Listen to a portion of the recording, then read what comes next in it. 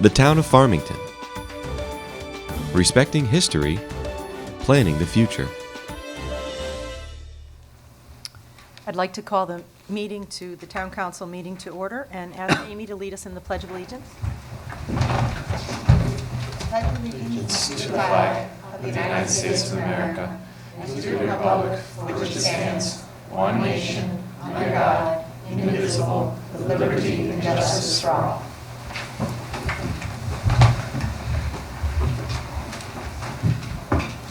Tonight we are going to be continuing the budget process for the town of Farmington, and we have the Board of Education here to go through their budget. Before we do that, I'm going to ask for any public comment. Anyone who would like to address the council, please come up to the podium and state your name and address, and you have 5 minutes.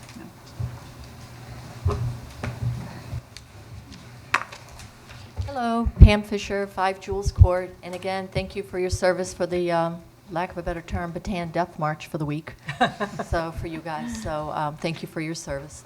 I'm here speaking in support of the Board of Ed budget, as I've done for the past probably 7-8 years, and reminding, and I know it's a hard position for you because you get emails and everything, and I think people assume that they believe that there's fluff here, or that because of whomever, whatever party's in power, that there's other things that are going on. But really it comes down to taking a dispassionate view of what the needs are and what's mandated. And I'm a firm believer, I think most people, if they attended more meetings at the Board of Ed, that they would understand some of the challenges that they face. And I learned more over the 8 years that I keep going to meetings, and I still learn more. And I think the voters need to learn more, that it's not only the state mandates, the federal mandates, and the contractual obligations, but people need to understand as far as special needs, how throwing 1 or 2 new arrivals into the mix, and maybe it's someone severely handicapped, the costs associated with that. It's not just the PT and the OT and the speech that's needed that we have to pay for if it addresses the educational needs. It's the paraprofessional to help with toileting needs of that child. I mean, our special ed needs are significant. The state does not reimburse us what they have said they would reimburse us over the years for that when we go over. So the Board of Ed's bills are the contractual obligations, then it's special needs, and then there's very little left in this budget that covers programming.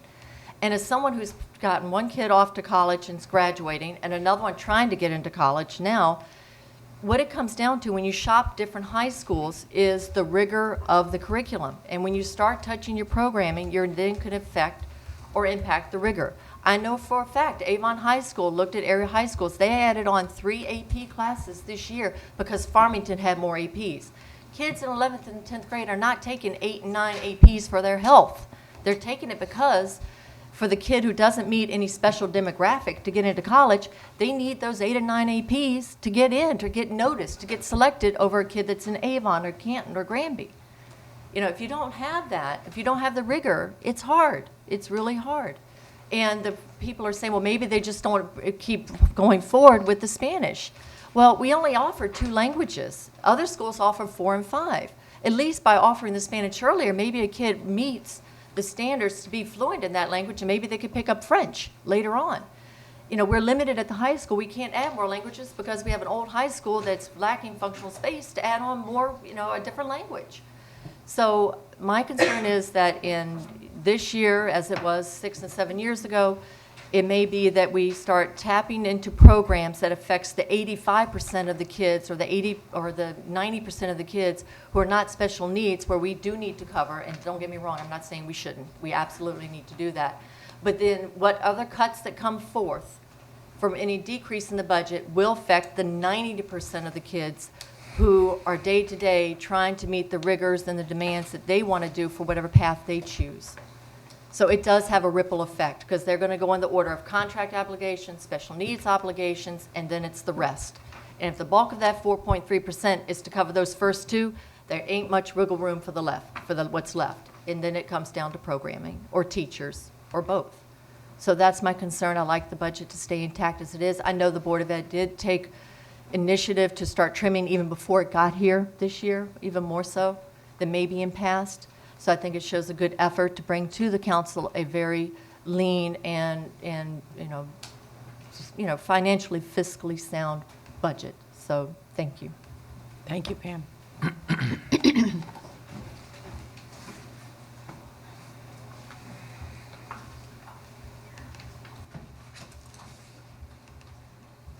Hi, good afternoon. Sorry. Hi. Take a breath. One there, two in the back. I think I traipsed in here last year, I believe, with all three of my kids in tow, too. So, Sarah Burns, 3 Hidden Spring Lane here in Farmington.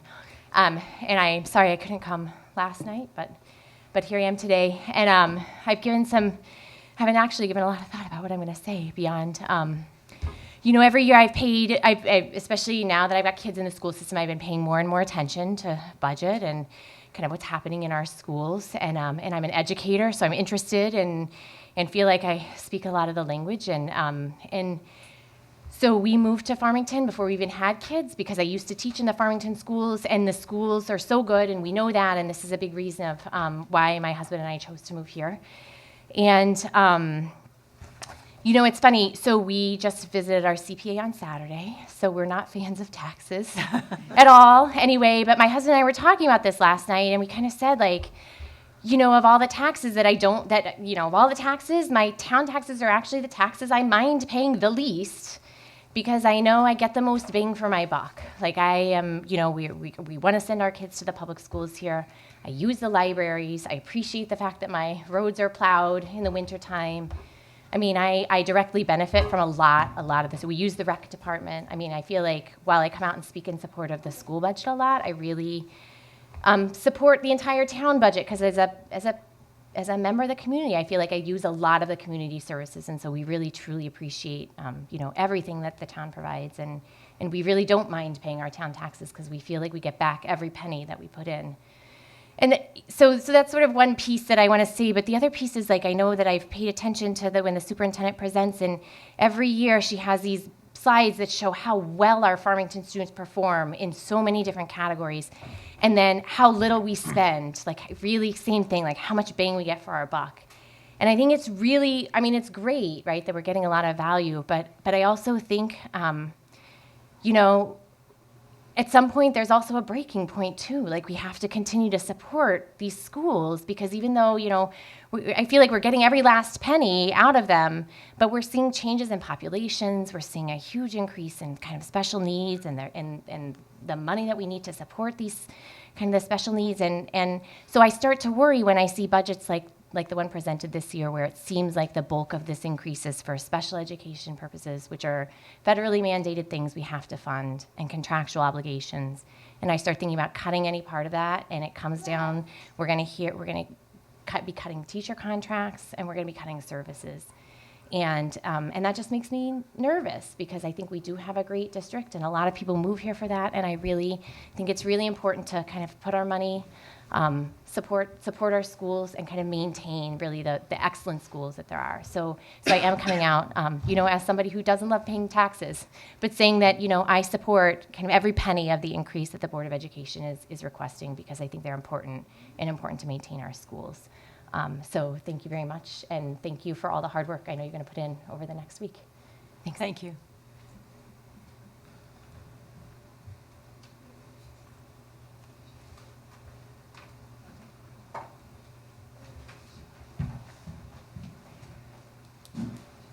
Hi, Kristen Mock, Farmstead Lane. I'm not going to reiterate everything I said last night, but I'm going to delve a little bit deeper into a couple of the things that I said. I went online today and printed the mill rates for every single town in Hartford County, and then I put them in ascending order. And Farmington is right up on the top. We pay the lowest mill rates of any town in the entire Farmington County, and Hartford County. Avon's rate is 28.8, Canton 29.19, Burlington 31, Newington 35.8, Simsbury 38.31, same as West Hartford. We're at 25.1. That's hardly the picture of irresponsibility. And the proposed budget is going to take us to 25.84, which is still the lowest on the list. So I think we're in a good place here. What we get for our mill rate is excellent town services, excellent education, and a beautiful place to live. beautiful for both residents and businesses. I can tell, I drive through a couple of different towns when I go to work. You can tell in the winter when you're crossing the border from Farmington into another town, it's like a line. You can tell how much better we take care of our roads, and I really appreciate that. I know other residents do as well. We're doing a very, very good job here. I spoke a little bit about property taxes and home values and education and home value. Both property taxes and education affect home values. I will say in my experience, education affects home values significantly more. I have a lot of clients who come to me who are deciding between West Hartford and Farmington, and they lean towards West Hartford because they think the education is so much better. They don't even mind paying the 38.31% mill rate. I mean, it's really high over there. I then direct them to online resources and say, you know, I'm not allowed to say as a realtor, I'm not allowed to say we're just as good, if not better, but I can direct them to online sources, and then they come back to me and say, Farmington looks great. I mean, it's so much value, great education, and a good tax base, so we'd like to go there. And that's when we start looking in Farmington. That's only going to help our home values.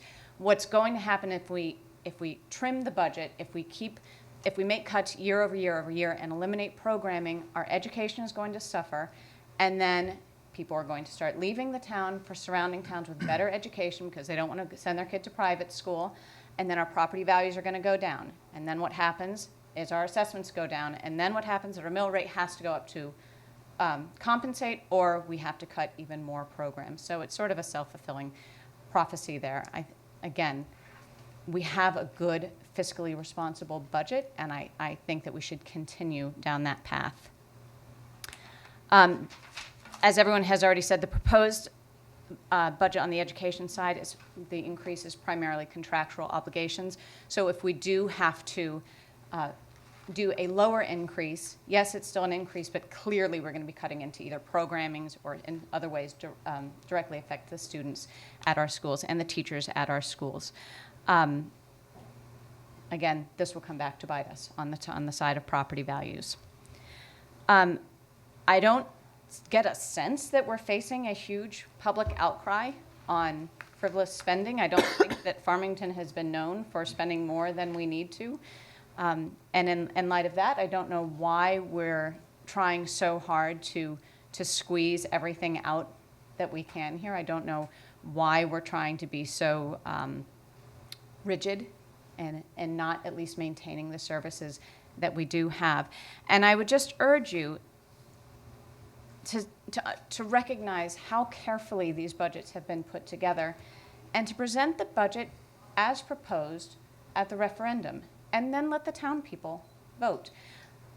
You see that there's not very many people here. I know, at least for all the mothers in this room, this is very difficult for us to get here at this time. Whether you're a working mom or a stay-at-home mom, school's just getting out. It is very, very difficult to figure out how the kids are going to get from one place to another and figure out babysitters so that we can be here. So there are a lot of people who would like to be here who absolutely cannot be. If you send the proposed budget to the referendum and let people vote, that will give the answer. If it's a yes vote, then great. Continue the good work. We didn't reduce any services or education unnecessarily. If it's a no vote, then yeah, we have to circle back and figure out which cuts to make that will be the least painful and the least damaging to both the town and our schools. But let the voters have a say in this. Send this as is and let the voters vote. Thank you. Other public comment? I am Nora Benanti at Tall Timbers Drive. My comments last night I thought were probably a little bit on the emotional side, and so last night I got to thinking about numbers. I'm a numbers person, I'm an actuary, so I started thinking about all the numbers I could come here today with to try to support my position of wanting to keep the superintendent's budget intact. I got to thinking about property values. I got to thinking about mill rates, class sizes. I got to thinking about GDP and how the Connecticut GDP, any of the major rating agencies are projecting 16 to be higher than 15 and 7 to be even higher than that. I got to thinking about employment cost index and how it's the same thing. The 15 to 16 numbers are projected to be higher by any of the Moody's or the reputable rating agencies out there, and 17 is supposed to be even higher than that. I got to thinking about how tricky it is to make year-over-year comparisons from town to town when you don't understand the nuances. I'm sure everyone in this room appreciates how complex budgets can be underneath. And that year-over-year comparison really depends on what your starting point was. So I got to thinking about a lot of numbers. And I'm not sure that you guys need someone to come in here and spin numbers for you. I think that's part of the really hard job that everyone here has, is to make sense of the numbers on your own. And I think you have the numbers that you need. I think they were presented last night by the superintendent. And as we've all noted, the drivers of this year's budget are contractual obligations and the need for improving or increasing the funding of special services. So if that's the case, it doesn't make a ton of sense to try to reduce other programs to make up for that. So that's a little bit of my background, my numbers. I could send you more if you want via email. I love numbers, but I know that you have a very difficult job in front of you, and I just hope that the research and the important kind of background work that the superintendent and everyone on the Board of Education has already done, that we keep it intact and send it to the voters in May. Thank you. Thank you.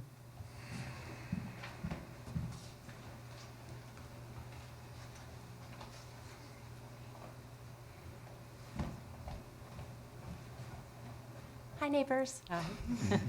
I'm Jessica Lister. I live at 8 Candlewood Lane with my husband, Scott. We have 2 kids, one at Union, one at Westwoods.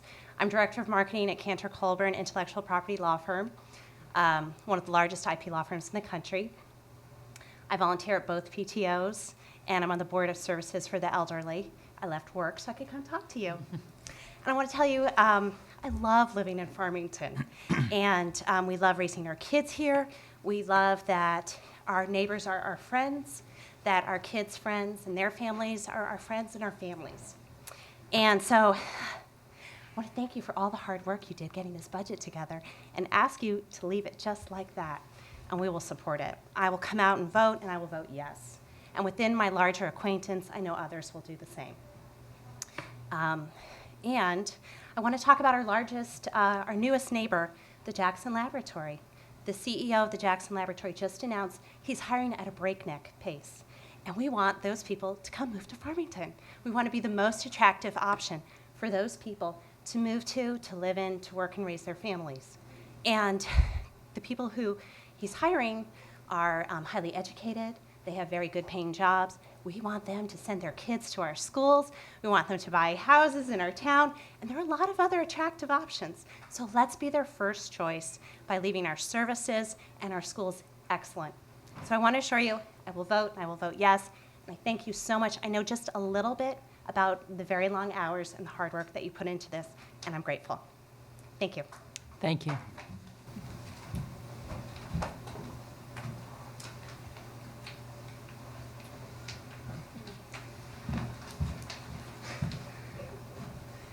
Good afternoon, Beth Kittner, 24 Farmstead Lane, and president of Farmington Future, back again. I did want to speak a little bit about numbers again, as well as some other folks. I think there was some misleading numbers, perhaps, or misinformation shared at public comment last night that I just wanted to clarify or maybe get you thinking differently about.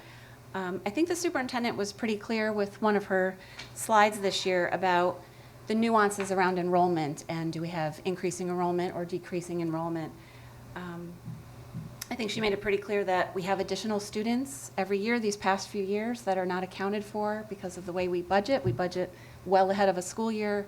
We often get that influx in the summer, and we've served those students and all of their needs and met all of their needs in a budget that is actually for fewer students. So we're up against that every year.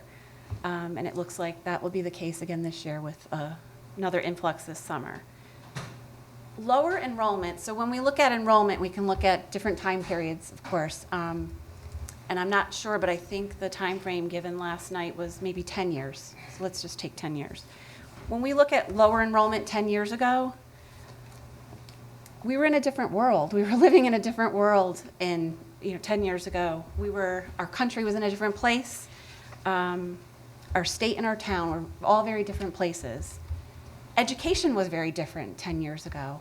The way we educate our students, the expectations and demands of students, of teachers, administrators, of employees. So our students, when they graduate, going out into the world 10 years ago, completely different. So to me, that just doesn't make sense to look at 10 years ago. To say that we had lower enrollment, we have lower enrollment now than 10 years ago, therefore budget should be smaller, should be shrinking, or certainly not growing at whatever pace it's growing, is just not an accurate way of looking at things. Lower enrollment does not necessarily mean lower need. We have to look at the needs of all our students and meet those needs. Comparison with other districts. There's so much to that number, a per pupil expenditure for every district, and when we look at how we compare to other towns or school districts, each school district is unique. Our community is unique. That's what we love about Farmington, and that's what we talk a lot about during budget time of the year and throughout the whole year. Every district has different demographics, needs. Every district has different mission and goals and what they're trying to accomplish with their students and kind of setting that bar. So again, I just think we need to be careful about comparisons in that regard. So our average tax increase is going to be set at $171.85 next year if the recommended budgets are supported fully. That's $14 a month, 47 cents a day.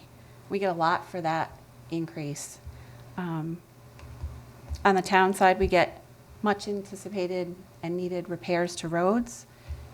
The budget supports technology, not just in the schools, but in our fire department, our police department, and town hall. We have a lot of capital improvements that we're continuing to make to keep up with our infrastructure. And we're going to get started on the beginning phase of the renovation of the high school. That's, again, something that's much needed. And it's a huge project, but it's important. And addressing traffic problems in town with some changes to the police department and positions there.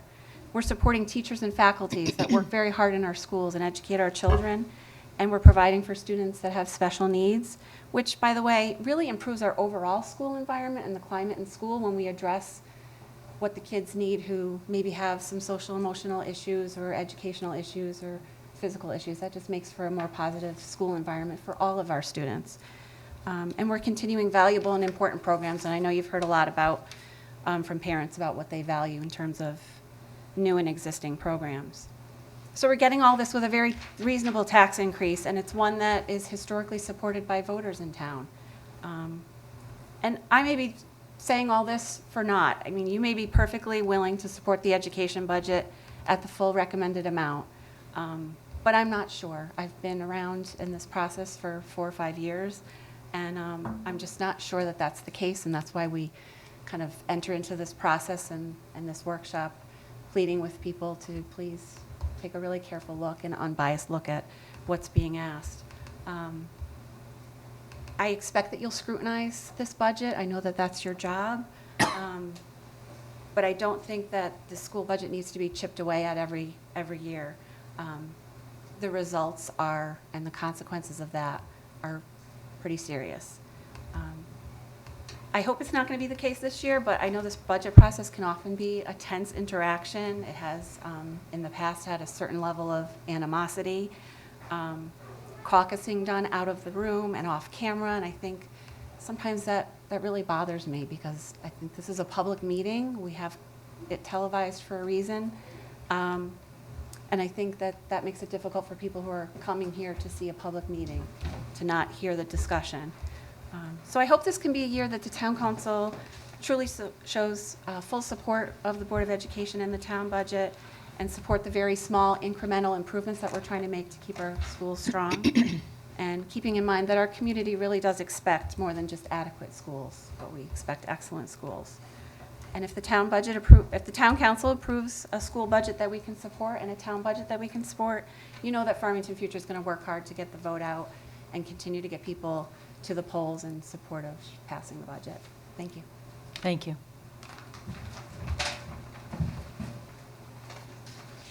Other public comment?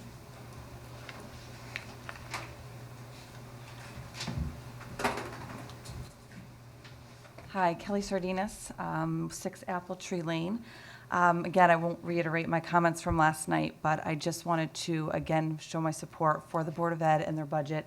I have 2 children in the public schools, one who's on his way in September, and one of the things that I'm concerned about when we start cutting, even if it's just little cuts as we go along, is you're not going to see the impact of those cuts right away. You're going to see the benefit in the budget, but you're not going to see the impact to our students for so long that by the time we realize that there's a problem, it's too late and you can't react quick enough to put the money back into the schools and get people back into town. And I'd hate to see just little cuts along the way that take away, oh, well, we'll just take a resource from here or a resource from there. That compounds year over year over year, and you won't see it until my fear is it's too late and we won't be able to respond quick enough. A comment just on comparing to other towns and their year-over-year increases. We've had people comment on the fact that, you know, the demographic is different, and that's definitely clear. We also don't know where they are on their journey. I mean, they might have a world language program that's fully implemented. They might have already achieved their technology goals and are just in a maintenance mode. So my worry also about making cuts just based on those comparisons without proper due diligence is that we would be doing so at a detriment to our students and be doing our students a disservice and our town as well. So again, in closing, I would just like to support the Board of Ed budget and hope that we would continue to make progress, not just try to keep even things status quo. We want to keep making progress forward, not keeping things the way they are and definitely not reducing services. Thank you. Thank you.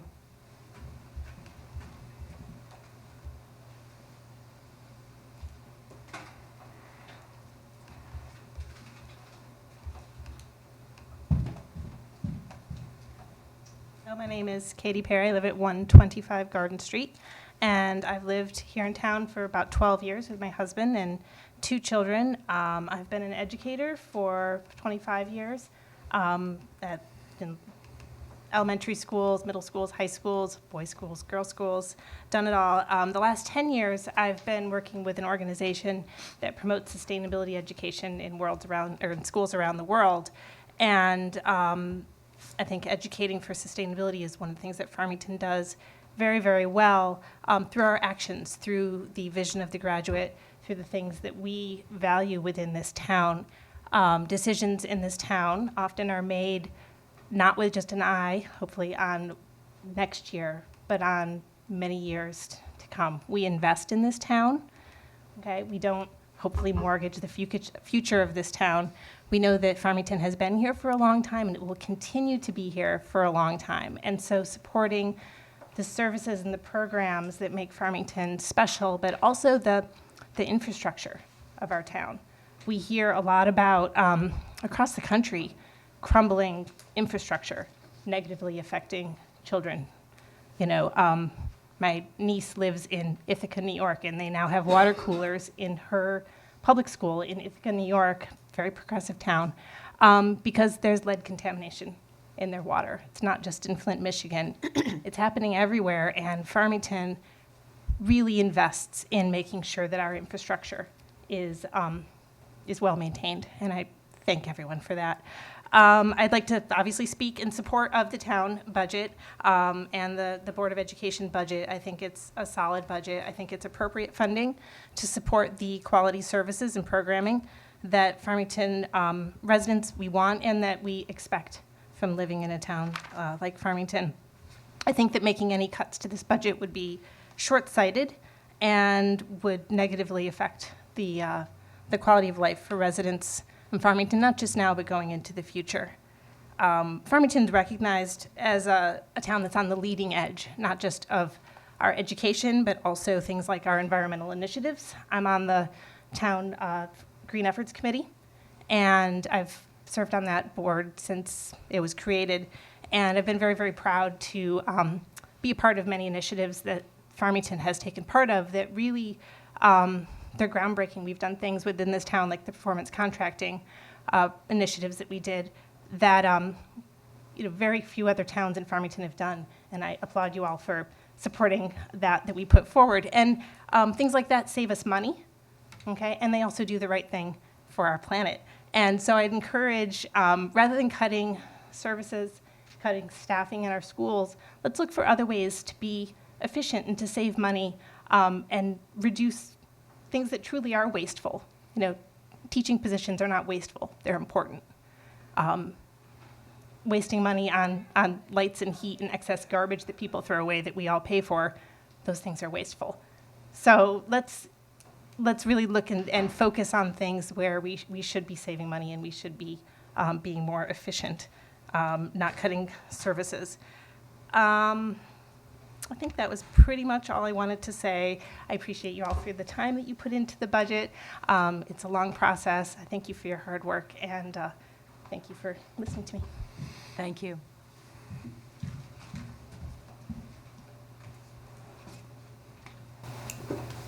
Other comments?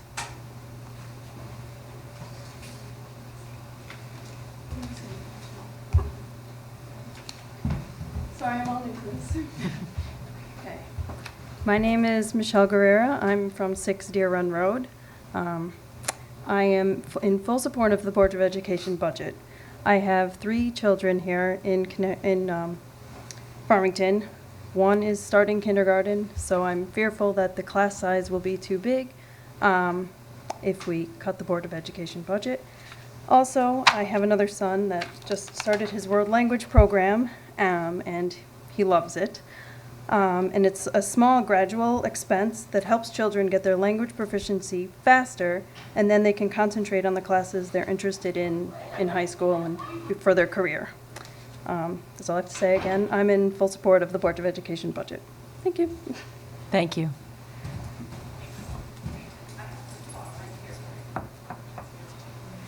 Other comments?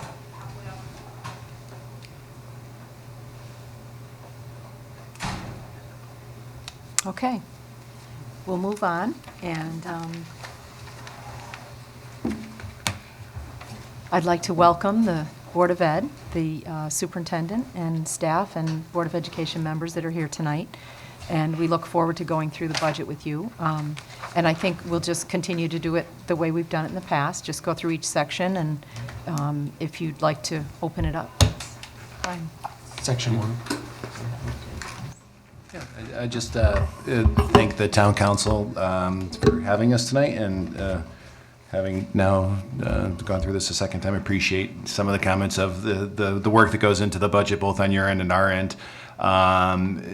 Just quickly, and thank, obviously Kathy and her staff for all the work that they put into this. It's quite a Herculean effort on their part, and does reflect their considered, deliberative consideration of all the issues confronting the district, the needs of the students, and the resources available to meet the needs of the students. We, at the board level, just to reiterate, the original budget that was presented by the superintendent was an increase of 4.49%. After consideration at the Board of Education meeting, the budget that was approved was 4.37%, based upon the recommendations of the superintendent and the consideration of the board of the budget at our meeting. So that is the budget that's before the town council today, and it's for your consideration, and we just hope that you take it under consideration, the deliberative consideration that we also applied to our review of the budget, and welcome any questions or comments you may have. Thank you. Okay. Thanks.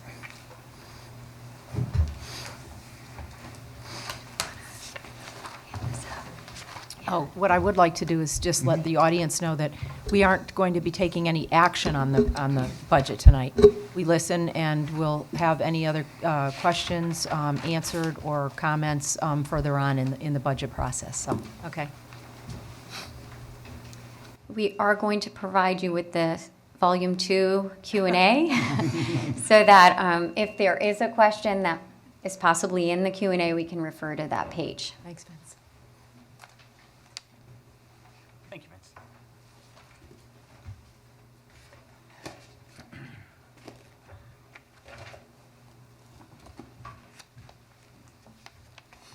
Do we want to start with the salary section? We'll jump right in.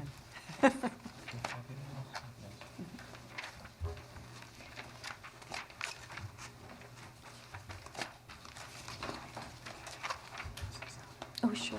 Yep.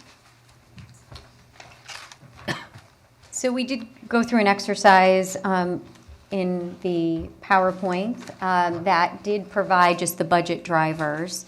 And in salaries, it does account for 1.82% of the 4.37%. Strictly salaries going forward, and then when we talk about special services, there are salaries within that 1.31% we were talking about, and we can refer to that in the salary slide, the salary slides. So you can see in the 100 series, overall, and this includes special education, additional staffing, it's a 3.87% increase. It accounts for 67.5% of our total budget. On this slide, you can also see the teacher contractual obligation, what the general wage increase is. And when you see the 1.75% GWI max, that's just for people at the max step, at the top step. And then individuals on step get a 0.5% increase, as well as step. In addition. Yes, as well as step. Administrators are 2.75, nurses 2.75, and then classified staff 2%. And when we look at the next slide in the PowerPoint, this just gives you an overview of the staffing changes going into next year. So we do see a 1.0 elementary Spanish program extending to second grade. We do see a decrease at the high school. That is enrollment driven.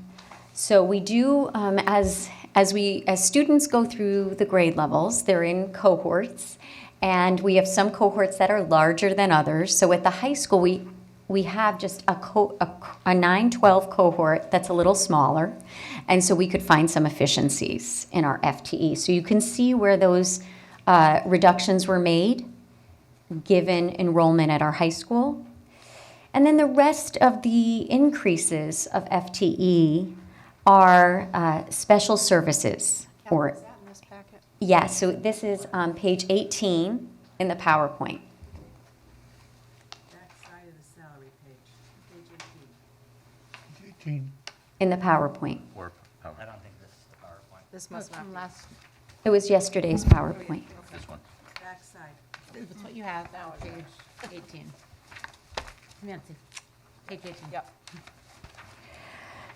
And so you'll see a 0.4 for school psychologist, and that's just adding a 0.1 to each of our elementary positions for psychologists. A 0.5 social worker to expand the care team. So we did add last year in a mental health care team that travels throughout the district and addresses students that might be in crisis when it comes to social emotional issues, behavioral issues. We were seeing a trend last year in our younger grade levels, and so this was a reaction to that and trying to do it in a very efficient way rather than putting in faculty at every single school, having a care team that could travel from school to school. And then a 1.0 increase, adding a 0.5 resource teacher at both Noah Wallace and West District, and a 1.0 townwide BCBA. That was something that is required of school districts to have a BCBA. We were this year paying through a consultant group for the BCBA services, and they've become so significant that we are looking to add the position and and own that position. I'm often asked about special education and how this is driven. It's really driven by students' IEPs. And so when students and families go to the PPT process, data is presented, and the team decides on services for that student. And so these requests are based on the IEPs of students in our district. We don't try to anticipate next year. We really take what the needs are and we try to bring those needs forward. And there are areas that, we really, have had some difficulty this year. And so we are mandated to meet all IEP services, and that's what's reflected in this budget.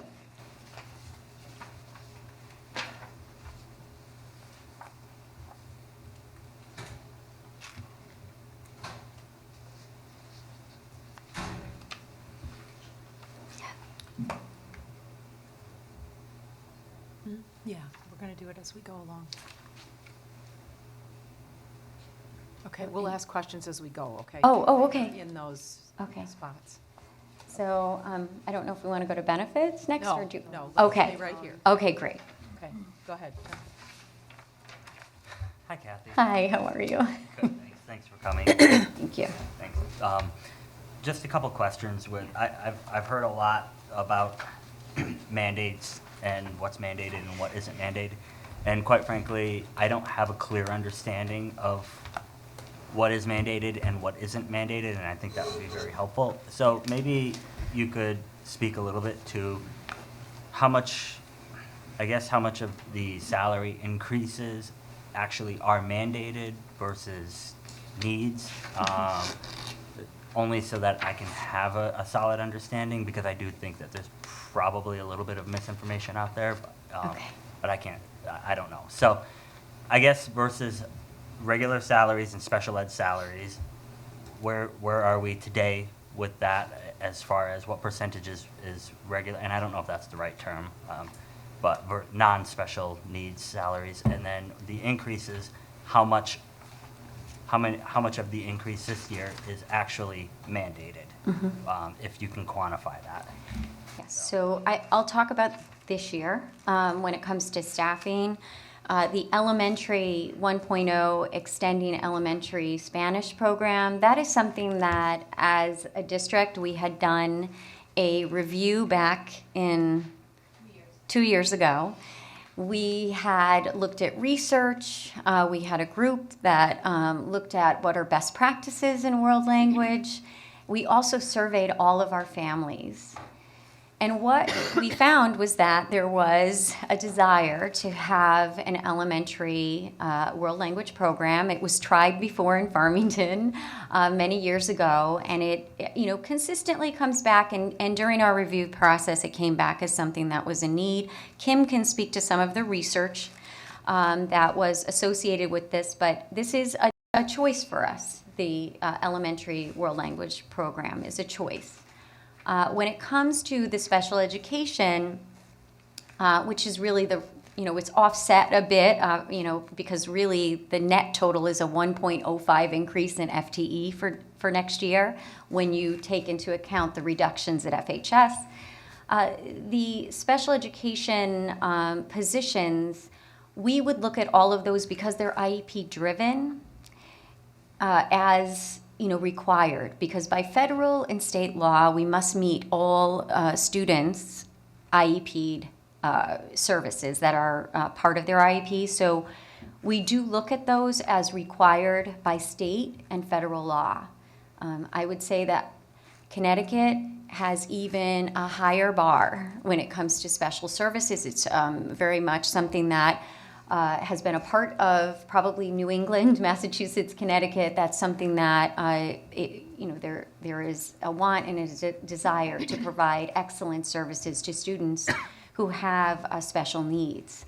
I do have, and I copied this because this is something that was created by my association, the Superintendent's CAPS Association, with Shipman and Goodwin. And there has been an ongoing question from boards of education and fiscal bodies in municipalities, administrators. What are the mandates in Connecticut?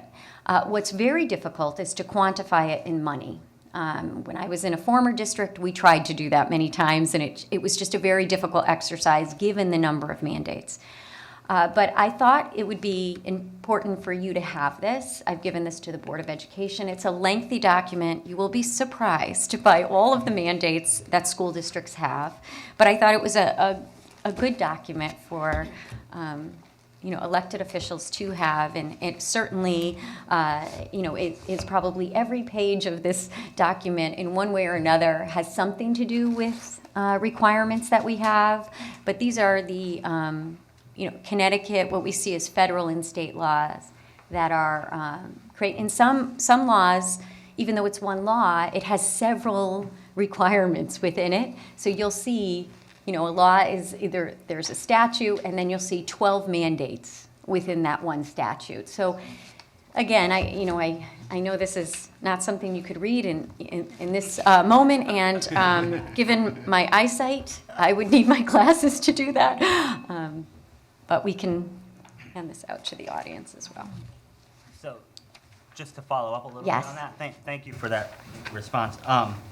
So I get an understanding. It looks like we're going from 55.25 special education FTE to 58.15. That's what's requested. Yes. So what you're saying is that what we'll call it 3 is mandated. Required given the IEPs of our students and the increased need that we have in the district.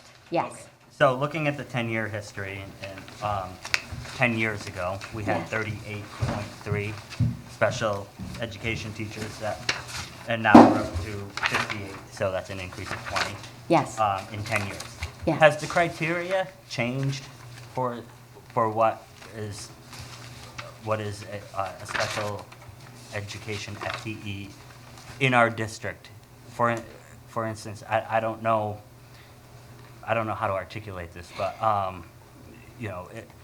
has the criteria changed? Can a teacher who was not necessarily a special education FTE 10 years ago today be doing the same job and be a special education FTE? Okay. So I would say, as far as identification, there are times that there are new requirements of districts. For instance, recently there was legislation on dyslexia that we did not have in the past. So there may be additional students within that are added to our overall percentage because of that new legislation. I would think they'd probably be caught in the in LD, learning disabled, but that's now a new identification for Connecticut. We've also seen just an increase in students, and there's a slide in the presentation with autism. I saw that last night, yeah. And I would say that emotional issues we've seen an extraordinary increase in our school district, and I would say it's similar to other Farmington Valley districts, because we talk to each other and we're all seeing similar trends of young students coming into the district and really struggling with managing their emotions and their behaviors. And that's something very new for Farmington. And that's why we put the care team in this year. And we continue to see that it's, if we looked at a specific area, social emotional well-being is driving these FTE increases for next year. So again, it's something that we're seeing quite a bit, and we have to kind of ebb and flow as the needs change. So I would say that there are some issues that occur because of state legislation that might change things a bit. I would say we're just seeing, you can see by the percentage identified, we're seeing an increase in just students identified, but then within that 12.5, I think we have more intense needs than we look back in the 9.4. The intensity, the social emotional issues were not as prevalent, and even during my time here, I've seen quite an increase in that particular area. Did I? Oh, did you? Yeah, you can. Just also, the district participates in a number of different committees. Even the Safety and Security Committee that the district participates in with our chief of police and other safety folks. All sorts of guidance that's coming to school systems right now are to support this area that Kathy was just talking about, the social emotional needs of children. It's seen as a best practice to prevent possible things. Yeah, I Right. was thinking that, just that. Right. Do you have a mechanism in place, or maybe it sounds like this is somewhat of a new phenomenon, but to identify what the reason for this trend is, and then once you identify it, what, if anything, would be put in place to mitigate that going forward, and maybe reverse the trend?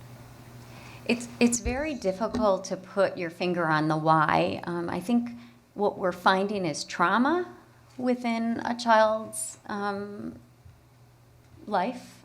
It definitely has an impact. So if the child's encountered some kind of trauma, we definitely see there's a connection there. But each child's unique and has a unique story, and so I couldn't say it's this one trend, but I would say that just listening to Lori Singer, that seems to be something that Lori and our principals are saying seem to be the issue. If a child within, their development or young year, Higher amounts of trauma here in Farmington? well, that students have experienced some kind of trauma that then impacts their ability to learn and their emotionality and just social emotional issues. Now, again, if Lori were here, she could probably give you a lot more information on that, but that seems to be one theme that we've encountered in the time that we've seen this new trend where we seem to have younger students coming in that are having trouble just attending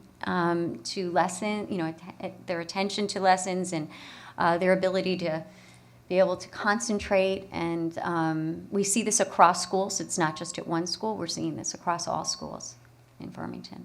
I would say when I was a Hartford educator back in the early 2000s, we saw that trend then in the cities. We definitely saw it. And there are times where I can remember, as I'm dealing with some of the issues today, I can remember those same trends occurring back in early 2000s.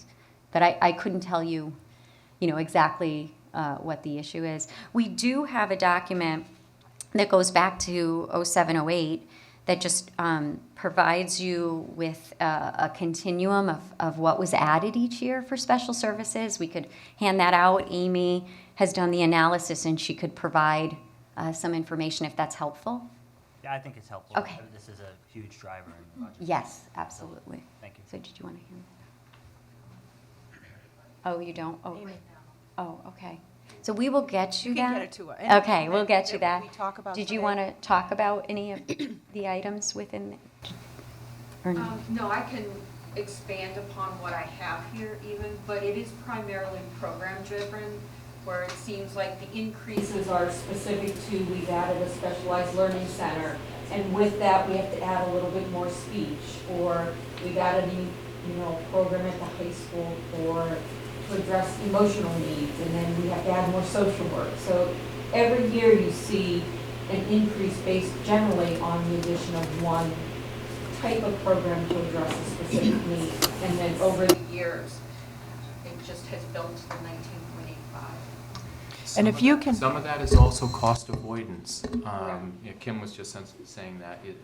It is a fact. It gets to that. I'm sure the council has heard this in years past about outplacement tuition versus doing the work in district.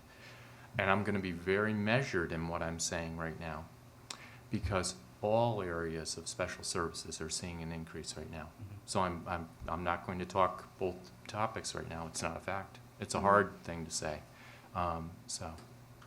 Well, we appreciate the information, and anything that we're talking about tonight, we don't expect you to, have it right there. But if you can get it, it just helps, I think, for the future for us to deliberate over the next couple days. So, thank you. Just one last question, which I guess I'll be measured in it as well. Would you be able to provide us with the information of how many choice students we had 10 years ago versus how many we have today? Total Total choice. Project choice. Choice participation in the district, inside the district? Yes? Yes. We have choice. Okay. I can provide that to you. As well. Thank you. Other comments and questions? Amy? Couple questions. First of all, thank you for all of the information. What I'm hearing to start with is 3 of the FTE changes really are not discretionary. They're not choices. They're not, we're looking to add programs. These are things when you apply the federal and state mandates and the rules in this thick packet that may get through or may not. This is a necessary thing. My first question is, but for these requirements, would you be subtracting the 2.85? Are we in some way forcing ourselves to, with the 2.85 a way to bring the budget down, and are we disadvantaging our high school students at all? That's my first question. I have a few more. And if it's just smart budgeting, that's lovely. But if we're doing this to the disadvantage of the 80 or 90% of the other kids, at least we need to know that. Right. I think that we took a very careful, long look at our enrollment in particular courses and particular subject areas. So I would say the brief answer to your question is that these are not cuts that will impact students in a negative way. That's why you don't see an across the board, every department was just told you're going to take a 0.5 cut. Right. So we looked carefully at particular courses that we offer and where students have great interest, and in other places where we've seen a little bit of a declining interest. So we could say, we could offer one less section of that class. So I do believe that these are thoughtful and deliberate reductions. And in some cases where, and what you don't see on this slide are the enhancements to the high school program that are not resulting in added FTEs, but are indeed enhancements in places where we could have just said, no, we're going to cut. Instead, we said, but our students are telling us they're interested in more capstone offerings, and we can provide that. We do have more at the capstone. Right. And we would our AVID program is such a wonderful support to a cohort of students that really needed it. We can add another cohort of AVID students, bring in another 9th grade cohort without asking for more FTE, but simply taking something out of a person who's got this personal interest in teaching that class from the science department, who will now be assigned to teach, one of their 5 teaching periods will be an AVID period instead of a science class. So it really was a very thoughtful, detailed look at what our students need, where we want to provide enhancements to our program, and where we could actually reduce the number of sections of a particular course. Honestly, I commend, I guess 2 follow-ups with respect to that is, one, every year, I assume you do this detailed analysis. Yes. Just give us a sense of how much time and effort goes into you coming and saying to us, we can cut 2.85% based on our analysis. Because as you know, everything, we want thorough, we want analysis, we want you guys are doing your due diligence. I get the sense that is happening. If you can just tell us a little bit about that process to get here. Yeah. The process really starts in early November. So we look at our class size report and look carefully at where we have high enrollment or low enrollment in particular courses. We take the high school administration and I sit down and take a careful look at what has been a trend over the last couple of years, what are the things that their department leaders are telling them they'd like to do for innovative type programming for students. We look at student surveys of things that they'd like to see offered in the future. So it's hours and hours of time together. The principal makes a proposal to Kathy and to me. We sit with the principal and we go through the principal's requests, budget requests, we look with a careful eye, and sometimes we have to make hard decisions to say that would be nice, but we think that's just too much for this coming year. So let's hold that onto that thought or that idea, and maybe it'll come back next year. So there's already a pretty significant level of, taking a fiscally responsible approach before the budget even comes to the Board of Education. And it gets to about January. I think we have a Martin Luther King Day kind of deadline where we sit together at central office and say, where are we? And what makes sense? And where can we make a cut that won't impact students? And where can we enhance our programs and really have some things that we're excited about and we can offer to children next year? My almost last question. We heard over the past 2 days a lot of parents who are thrilled with the Spanish program in the elementary school. And we all received, you probably haven't seen them, probably anywhere from 25 to 30 letters. Of those letters, if I had a guess, and you all can, probably a third to a half were extolling that program. And I know, Kathy, you already said this is hard to do, but I'm going to ask it anyway. Can you give us a dollar amount of what that program is going to cost the taxpayers of Farmington? Because all we've heard is wonderful, and if real numbers really have impact. Right. So, yeah, it's in your Q&A that we Oh, handed out. If I had glasses, Page I would have had the 8. answer. I think this is exactly what you're looking for. In our Q&A, huh? Did those letters go out to everybody? I think we all got a ton in our email. Because I right? received 15, exactly. Okay, So I definitely. definitely didn't receive 25 to 30s. If you want to forward them on to me. I can look, I That would can.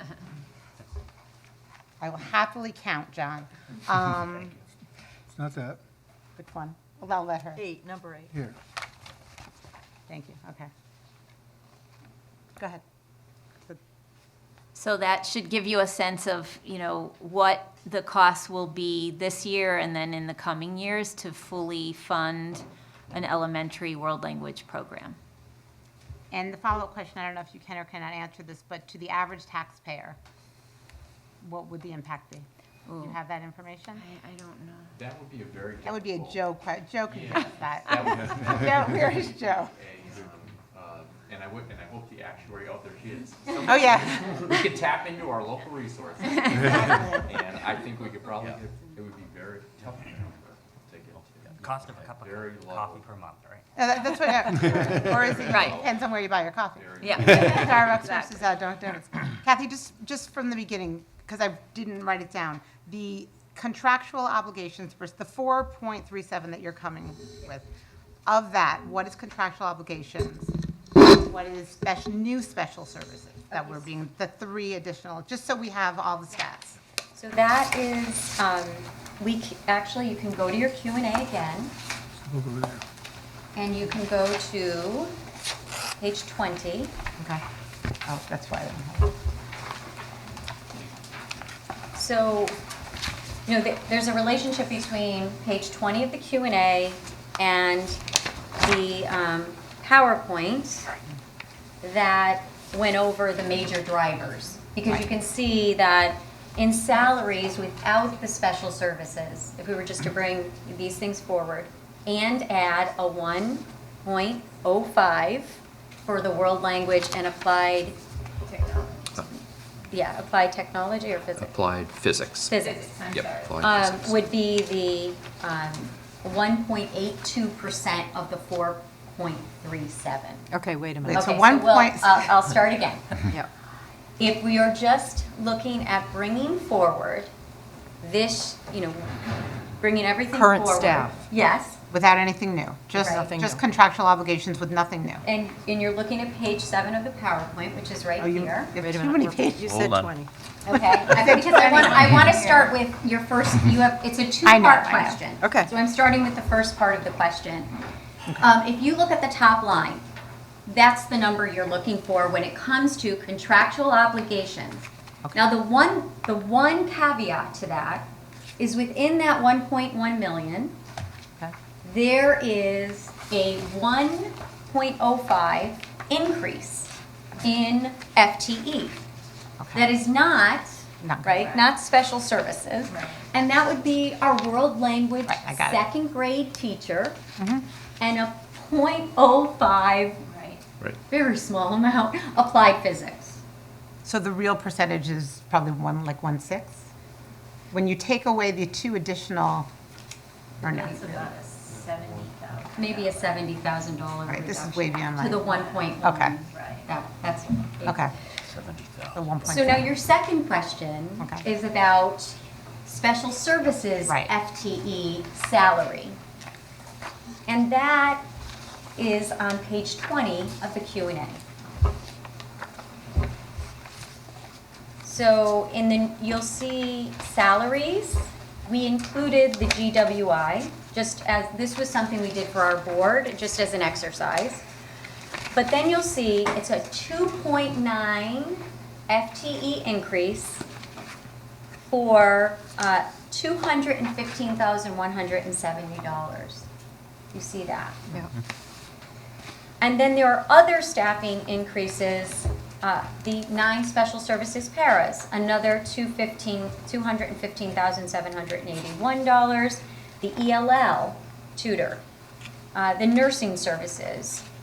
Would nursing services go under staffing or services? Under staff salaries, thank you. So Under the all of nurses? those together are part of the third line, which says special services, the $789,408. Part of that amount includes the FTE and those additional areas that you see on this on the Q&A, which would be the non-certified part of it, which is, so we start with the $215,170 for the certified, the $215,781 for non-certified, the $20,855 ELL, that's English language learners. We've seen a big bump in our students coming in with very limited English.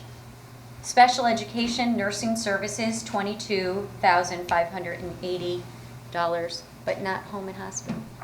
Oh, and home and hospital would be in staffing, and then home and hospital services, $13,000. So that would account total is Yes, 487. $487,386 would be the staffing part of the $789,000 increase in special services. I hope I'm. So the 487 is part of the 789? Yes, it is. Yes. Yes, it is. Okay. And then you see the other drivers within that, which it would be tuition, summer school, consultation, and other. So you see how that adds up To the that level. 789. Yes, yes. So this is an important page for you as you're looking at the relationship to that third line down, the special services new for 16-17. But up at the top, it says special services increased by 989. Yes, because we included the GWI for all special education staffing. We wanted to show an all-in for the Board of Ed, so you really can't say those are new. Those are existing positions, and it's their increase for next year, their contractual increase. So if you took like all the FTE for certified and non-certified that are associated with special services, their contractual increase in this budget would be $186,448. We just wanted to show an all-in for special services, but really you can't account the $186,448 is just all special services staffing, their increase Moved for ahead. next year. Yes. Right, so that's their contractual increase of Yes. their Right. Yes. negotiated salary. Yes. Those are in the budget currently. Yes. Yes. Addressing needs of special ed students. Yes. So this is just the increase for next year, which is 989 when you add the two together.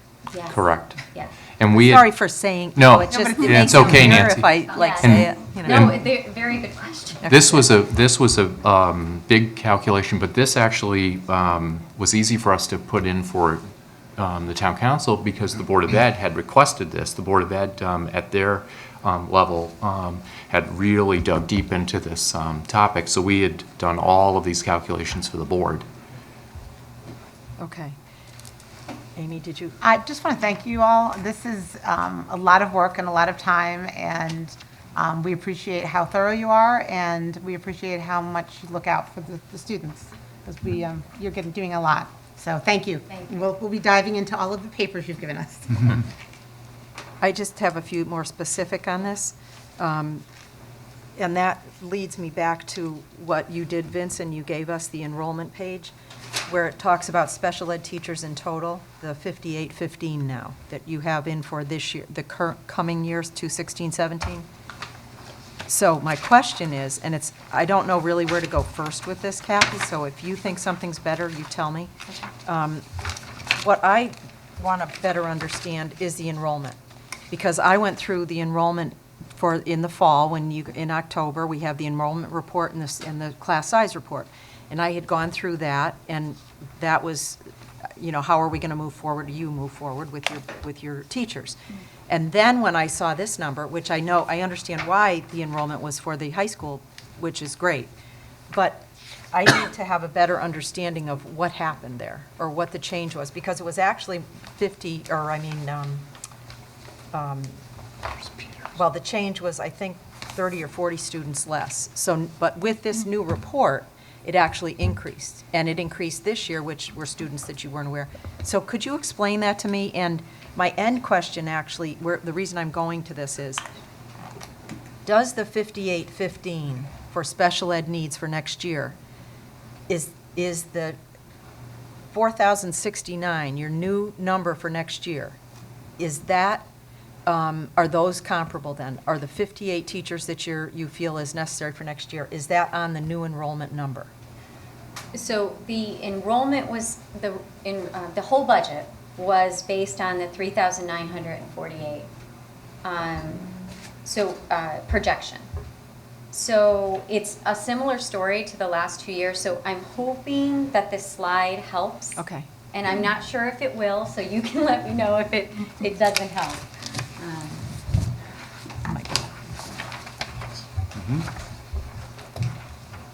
And the new enrollment was done for the high school For the high study, school, right? yeah, not for.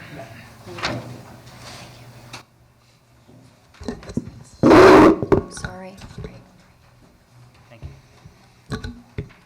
you. So I hope this helps to explain a different enrollment story than most Farmington Valley districts.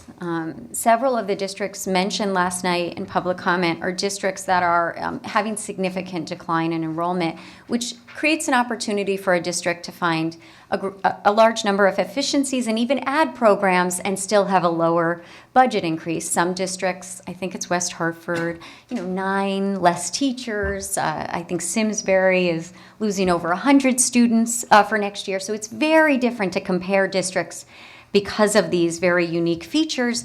And also Farmington's enrollment, which it's very different than what we've been told at the state level. The state has predicted that inner cities will increase enrollment, but suburbs will decline and decline significantly in the next 10 years. This does not seem at this point to be our story. So the efficiency part is very difficult. We're not, decreasing teachers because of the enrollment that we based this budget on, which was, the projection, 3,948. So if we go back to 2014-15, we had a projection of 3,880 students. But when we on October 1, when we have to do our official enrollment for this state, we had 66 more students. I was asked some questions about unassigned teachers, so I thought it would be helpful to also put that in the slide. In that year's budget, because of volatile enrollment, we had 2.0 FTE, full-time equivalents, as unassigned. because of that increase of 66 and where they ended up, and that's what's really difficult about this, they end up in all different schools and all different places, and many times not very convenient for us. It would be good if they went to grade levels where they had very low enrollment. That doesn't always happen. So we actually had applied the 2.0 FTE. We keep them unassigned for a very specific reason, and that is summer enrollment. We get these big bumps in enrollment, and what we're afraid of is to assign the teacher early on and then find out that another grade level needed it more. Another school needed it more. So we have now started a process where we make those decisions in the summer where we see enrollment evening out a little bit more. And we usually do that in, around August 1st, around that time. And if we see a huge increase, we'll do it earlier. Unfortunately, after the budget had been approved in 2014-15, and we're in the summer, the 2.0 FTE unassigned was not sufficient because of where these 66 students ended up. And we had to add another 2.0 that were not budgeted. And a lot of there certainly is a stress on the budget when that happens. And what we will say is if there is the opportunity, maybe we had some resignations over the summer, maybe, we hired individuals from those resignations at lower levels. There's some efficiencies that we find there. Or we have to look at other funds, grant funds, like open choice funding for FTE that might be outside the budget cycle. So we had that in 2014-15. We go into 2015-16 budget, and we have a projection of 3,863 students. On October 1, 3,976 students this year arrived. It was 102 students, additional students. That is something that we don't typically experience. In this budget, we had 3.0 FTE and unassigned. We deployed the 3.0, and then we had an additional 2.0 FTE after the budget was approved, and this was during the summer, and it was driven by fourth grade.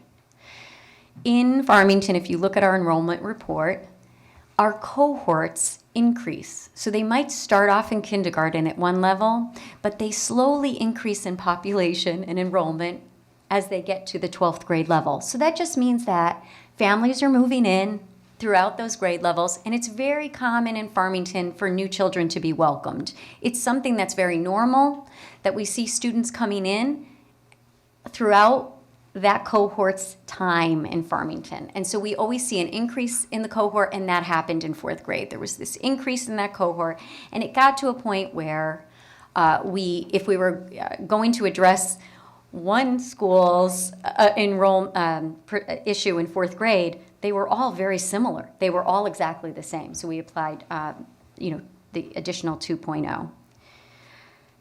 Now in 16-17, we have the projection that I provided, and outside this budget, outside all of this, we have an FHS building committee. And our projections last time, we go to Peter Prouda. It's been our person that we go to for projections, and it's been very accurate. He's a little upset that he has not been as accurate in the last couple of years. But he usually does our projections. And we had done it in 2011, and we felt that for a building committee, you do have to update those numbers. So we went to Peter 6 weeks ago or so, and we asked for an updated projection by school. The board has not seen this report. It's not been presented yet. But what he's projecting is 4,069. And that would be 121 additional students that we did not budget for. Now, can I say that's going to happen for sure? I put a to be determined because we don't know until October 1 what actually plays out. But it was an interesting projection or exercise to do this because we've seen a trend. So it may occur and it may not occur. We have to see October 1. In this budget, we have a little bit of a different story, and I try to show it here, but again, we'll see if this makes sense to all of you. We changed our class size policy because we were always for elementary, 1 to 20, so one teacher for 20 students. We have seen that we have been going beyond that policy, and we want, and most of it is, community want and desire to have lower class sizes, and so we worked with the board, we did lots of calculations. We used to be a 1 teacher for every 20 students per school. We changed that to 1 teacher for every 19.5 students in the whole district. The reason why we did this, it became a little less efficient when we did it by school, so we wanted to do it at the district level. So these 3.0 FTE are within policy, and we call them teachers not deployed in the budget now. And it's per the revised class size policy. They are not assigned. We haven't assigned them because we have volatile enrollment in certain grade levels, but we just don't want to deploy them because we may deploy them to the wrong place given our summer enrollment trend. So we're holding on them. We could deploy them today. There are several grade levels. Kim can give you those grade levels where in schools where there's volatile enrollment. But we found through our experience that a class that we think might be volatile now might not be volatile in the summer, and one that we don't think is volatile all of a sudden becomes volatile in the summer. So we just want to make our best decisions when it comes to that. So is there anything else? I'm just gonna add in a point. I think a lot of people know that I live over in Kent, Connecticut, and I also think that a lot of people hear the story about lower enrollment, and it's in the news and it's in Connecticut. But if you just look at the actuals, if you just look at 2014-15, 2015-16, if you just look at the actual, that's not the story in Farmington. The story in Farmington actual, the known here is our enrollment is increased, and projections are saying something too. So I just want to emphasize that. Well, it's a different story. But even looking at the enrollment report in October, which every year I look at that and I go into it, and for years, you always have you have the push-up numbers, and then you have the formula from Dr. Strike years and years ago. And for some reason, it always came out within, some realm of what was real. And so when I looked at the enrollment report, again, that's okay, so are you now going to readjust what you do for the future? I mean, with Peter Prada doing it, I mean, he's been doing it, but. Peter Prada is very happy with our retention ratio formula. He thinks it's a very strong formula. He actually thinks there's just this is a blip somehow. That something's occurring in Farmington that's not occurring in other places. It could be we have Jackson Lab. We've got a lot of great things happening within the town that provide an opportunity people who are working here, we see that in our school district, a big uptick because of Jackson Lab. So that's something we could say anecdotally. Is there a second model that you can go by? It's the push-up. Yeah. So we have this push-up where we just take all the students and move them up. And then we have the retention ratio, which usually is more accurate than the push-up. And Kim and I often have to talk to principals about the difference, because sometimes the push-up looks a little better and people want to use the push-up, and we say, no, we use the retention ratio because that shows that students do move in and out. It's not all students moving in. There also took into consideration the building in the town. Are there places for people to even live? Right. I don't remember all the detail, but it was all of that. Yeah. What's going on in the town? Right. which for years seemed to prove. Pretty good. And of course, you always have the summer numbers, so you don't know, and you can't put your teachers in till until you find that out. But this just seemed to be a huge, I just was baffled when I saw it. So that's why I just, was, sure, go ahead. About the classroom policy? Yeah. Because it relates to another question I have. The total FTE at 315.55, is that all certified staff? Yes. Okay, so that doesn't include paras? No, no. Okay. That's what I thought. I just want to be sure. Yes. How many paras do we have in the district? And do you know how many paras we had in the district 10 years ago? I know. That might be on another page, right? Yeah, so, Oh, okay. So yeah, it's just like teachers though, If we too. could go FTE? It's the FTE. So if you look at the page, and I'd have to go to the budget book. In the full budget book. It's the blue page in the budget book under salaries. So it's 26, page 26.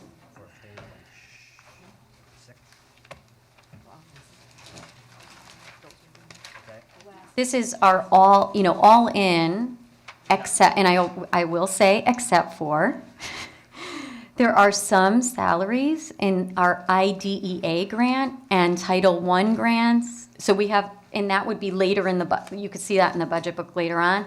Okay. But there are FTEs in other places. This is what's in the operating budget. Yep. And if we go to instructional support and you go across, you can see the increases, and they're significant, again, driven by special services, 84.10 FTE. Okay, so 84.10, which was 50.78 back in 2011. Yes. And it doesn't go back further. So it's an increase of 34. And I would say, 4 years of, and and that's FTE? FTE. So FTE is, it's not that I have 84.1 individuals. It's many, there could be part-time, full-time. Part of the whole story here. Yes, it's part of the whole story, and that's why when you looked at that page on special services, you saw the paraprofessionals that were, Right. 200, this huge, $1,000 increase. yes. Yeah. Okay, so we have, so that's total, then 84 FTE. And that's an increase of 30. I'm just trying to get an understanding, because I don't know, do the paraprofessionals play any role in the classroom ratio, the teacher to, we have a 1 to 19.5 now versus a 1 to 20. Is there more support staff in the classroom that can mitigate the effects of having a larger class size, per se? So it's an excellent question because I think that's a question I ask often about because we're always looking to be efficient and yet provide excellence in the education we provide in Farmington. So it is something we probably have weekly conversations about. And when I go and visit classrooms, I always have a bit of a critical eye when it comes to that. Most of the paraprofessionals we're talking about are paras that are assigned to either an individual or a group of students. So they're there because those students have an increased need and need some specialized assistance within the classroom or outside the classroom. So I wouldn't say that, it's helping those students that need it, but I wouldn't say Take some of the pressure off on the other side? the teacher has the ultimate responsibility for the student, and the paraprofessional really does provide adult support, but would not have that the responsibility for learning that the teacher has.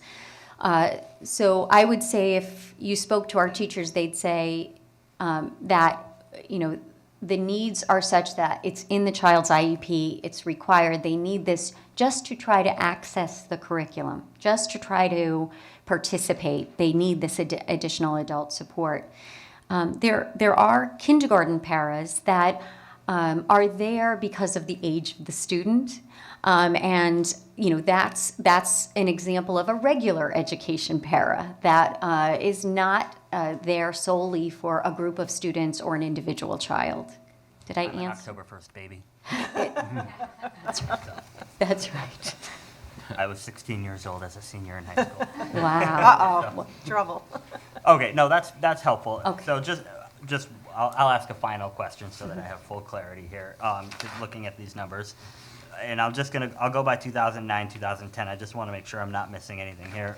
It looks like we had an enrollment of 4,108 in that year.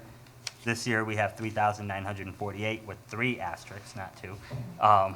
So there is a decline, and it looks like we had 330, we'll call it 334 FTEs in that year when we had 4,108, and this year we have 374 FTEs with an enrollment decline of 160 in that time period. Is that accurate? It is, and as you'll remember, that was our year where there were, yes, and you hear about, how many FTE we reduced during that year. I won't go back there, but that was just a very difficult year. It was the recession. There were decisions that were made, and it had significant impact in the district. So we've just tried to build back programming. So we've built back 40 teachers since then, or I'm sorry, 40 FTE since then.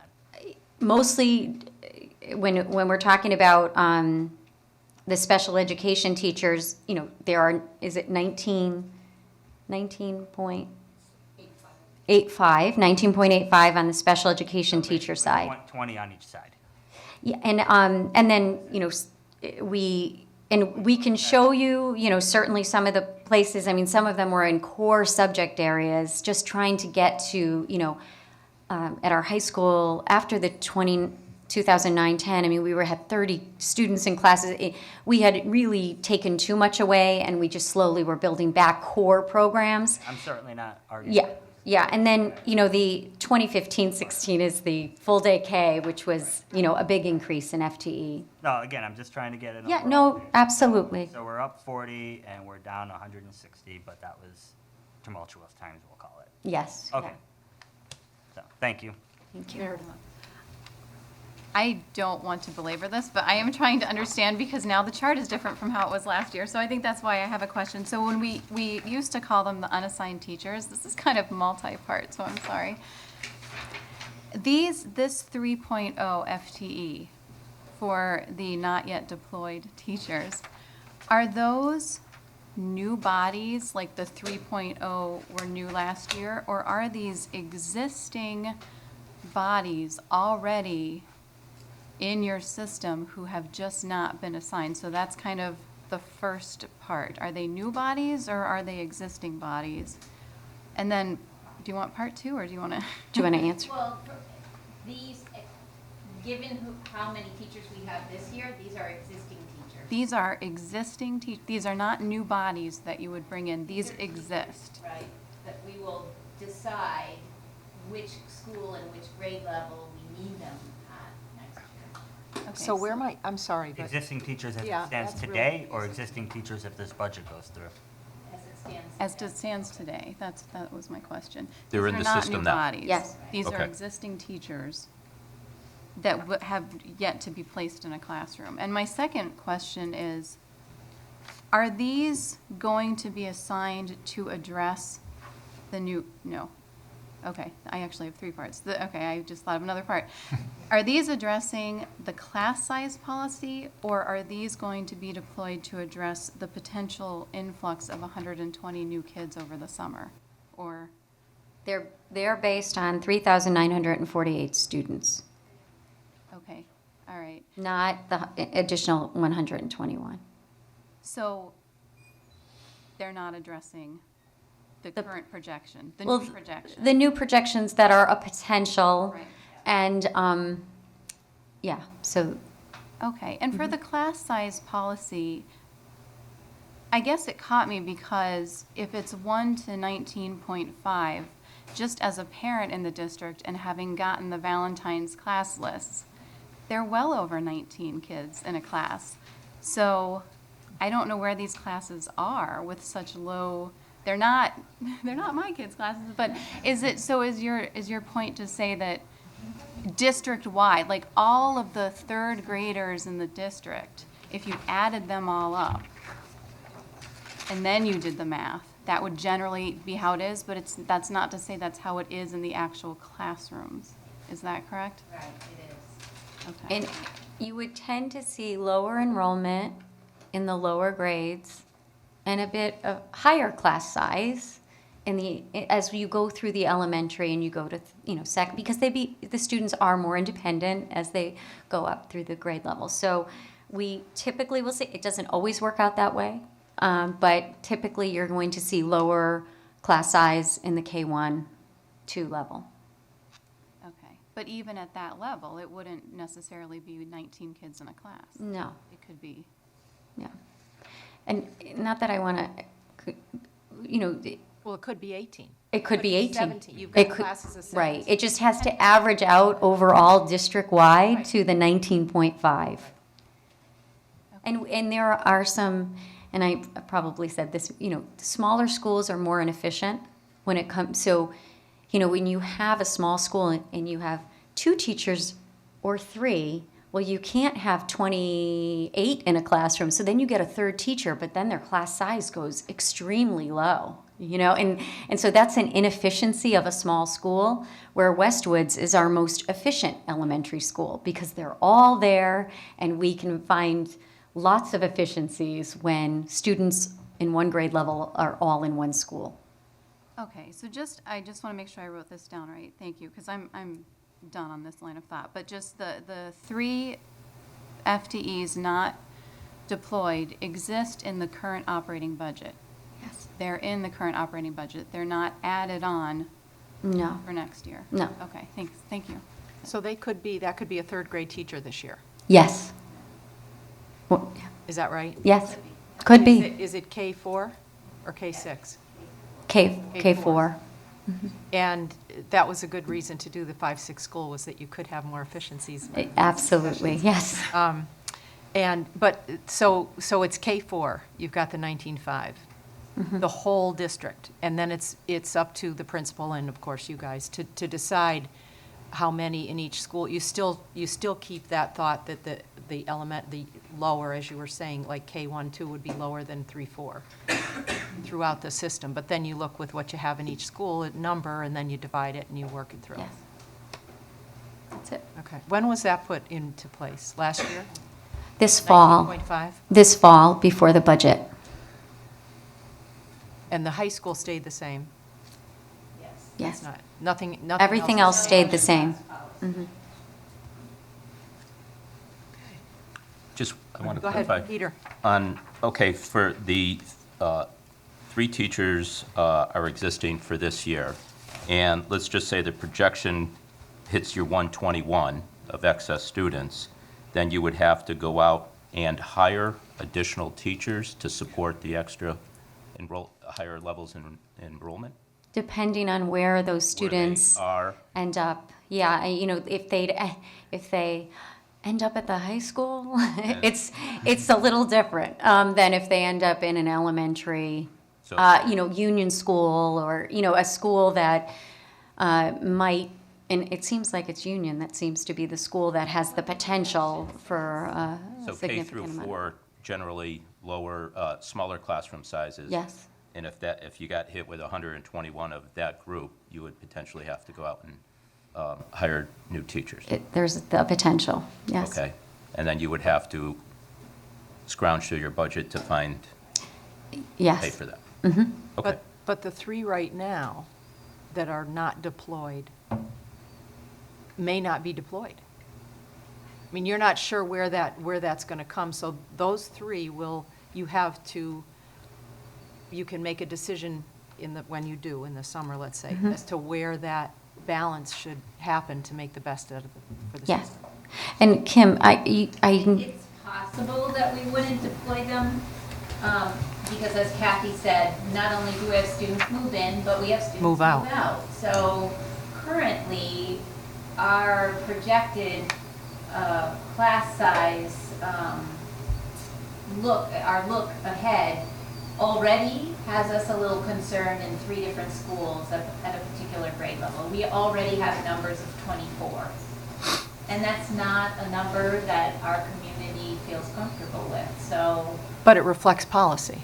But we are still within policy across the district, yes.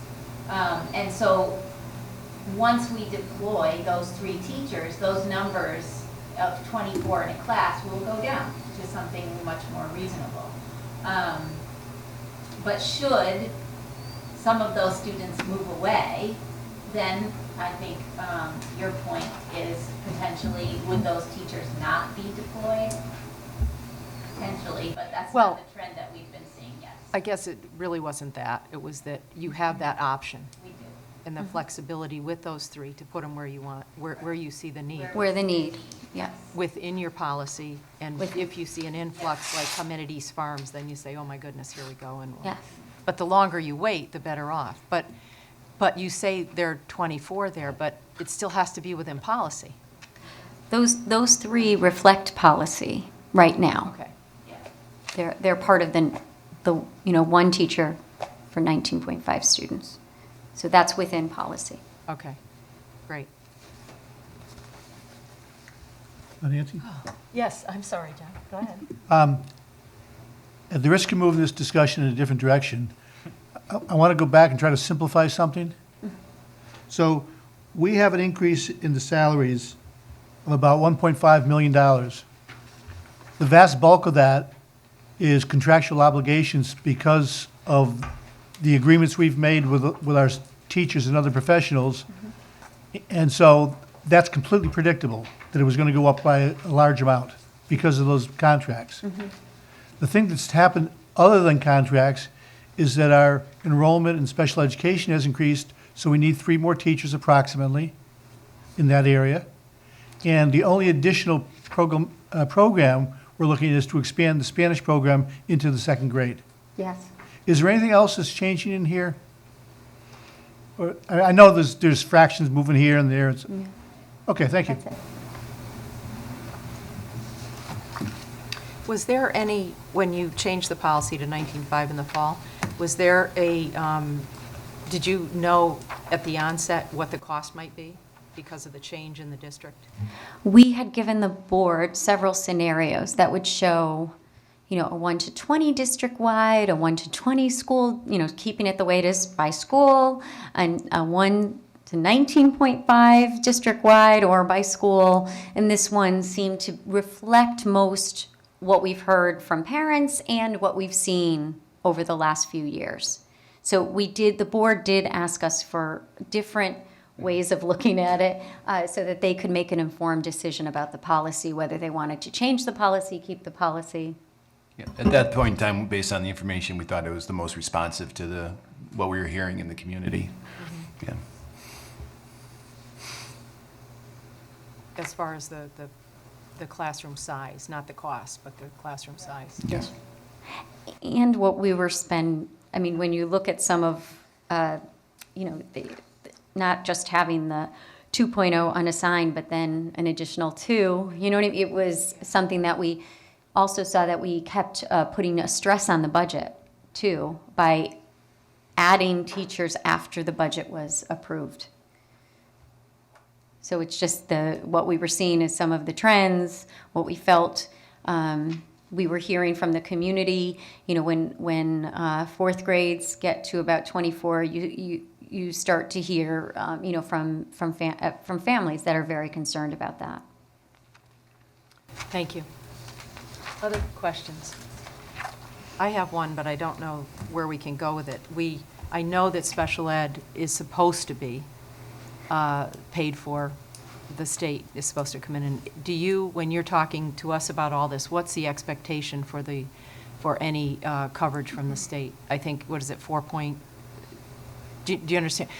Yeah. The state is supposed to reimburse us so much for mandated programs, and when we're talking about all these mandated programs, do we have any idea what they're, at this point? Yes, the excess cost. Yeah. So you're asking about excess cost, Grant. So that is a reimbursement that comes back to the board, and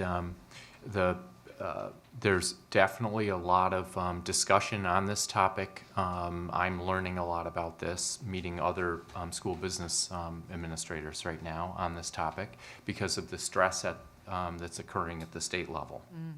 I can say to the town council that the current reimbursement rate is coming back in around 75% of after 4.5 times the per pupil cost.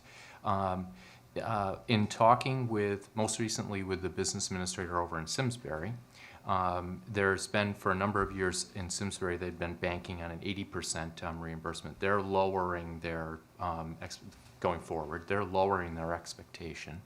I'm looking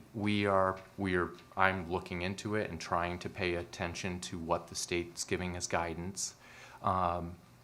We're using a 70% number, which is a conservative number, in hopes that 75% comes back. And one other point that I just want to make, tying back to something that John asked earlier too, in sort of getting back revenues when we can about special services.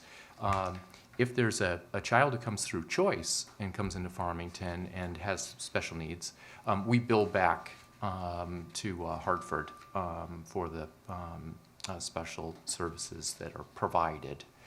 So we do recoup some, not all, but some of the of those funds. So, yeah. What percentage would you say you generally recoup? I could give you, we just completed our billing to Hartford, like our round of billing. And I'm not going to be able to tell you that amount right now, John, but I could give you that amount. Okay. Yeah. It's usually,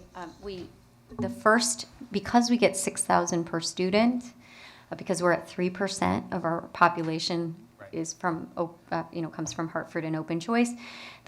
By statute, if a student has special needs, we have to use that first 6,000 that we received to, towards special education costs. Beyond that 6,000, we bill Hartford. So that's typically, the process, and Amy's well aware of that process. On a side note, just for my own edification, when you bill back Hartford, who pays that bill? Does the city of Hartford pay it, or does the Connecticut taxpayer pay it? Well, that's a question that I wouldn't be able to answer, because I don't know Hartford's financials and how they pay for those services. I know, I could tell you who we invoice. I could show you that, but to Kathy's point, I couldn't tell you like where. Underneath that, where that money is coming from. Get into those weeds. I just, if you knew Yes, off the top of your yeah. head, I'd be curious. And then, another unknown for us are students that live in Farmington who go to magnet schools, so the same applies for us. That the CREC and Hartford schools, depending on which type of magnet they go to, a Hartford school magnet or a CREC magnet, they bill us back for special education. So that's another situation where there could be a student in one of those schools that has increased cost of services, and typically we do have a representative that goes to those PPTs to ensure that the right testing is being done, and all the different ways in which we identify those are being followed. But that is, there are many aspects to special services. So we send someone on our behalf with the student for any special ed that occurs like that out of the system? So we send someone to the PPT. Of any of the schools that our students are outsourced to? Yes.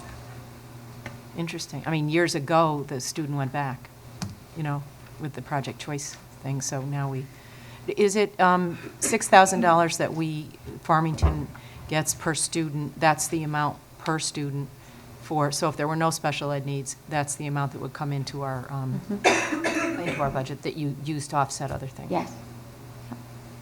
Okay, thank you. And when you reach the 4% threshold, that goes up to what? 8,000. 8,000. And same question as before, do you know where that money comes from? That $6,000? I would say that is, no, I would say that's the state. That comes from the state. Thank you. That this year's revenue has come into the town of Farmington for a project. All of it has come in. Okay. Thank you. Any other questions? Okay. So we will go on to another subject that is self-insurance is our next, or insurance is our next.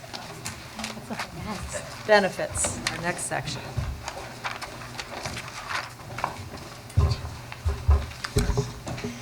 So for self-insurance, the 200 series, we do have a 7.17% increase.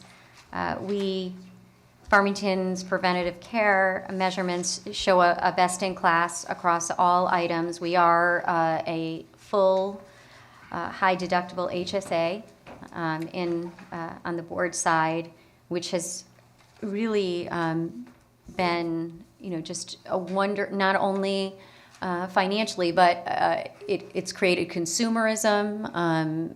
There is a bonus for preventative care by, that's paid fully so that we're promoting preventative care, and we're seeing really favorable claims.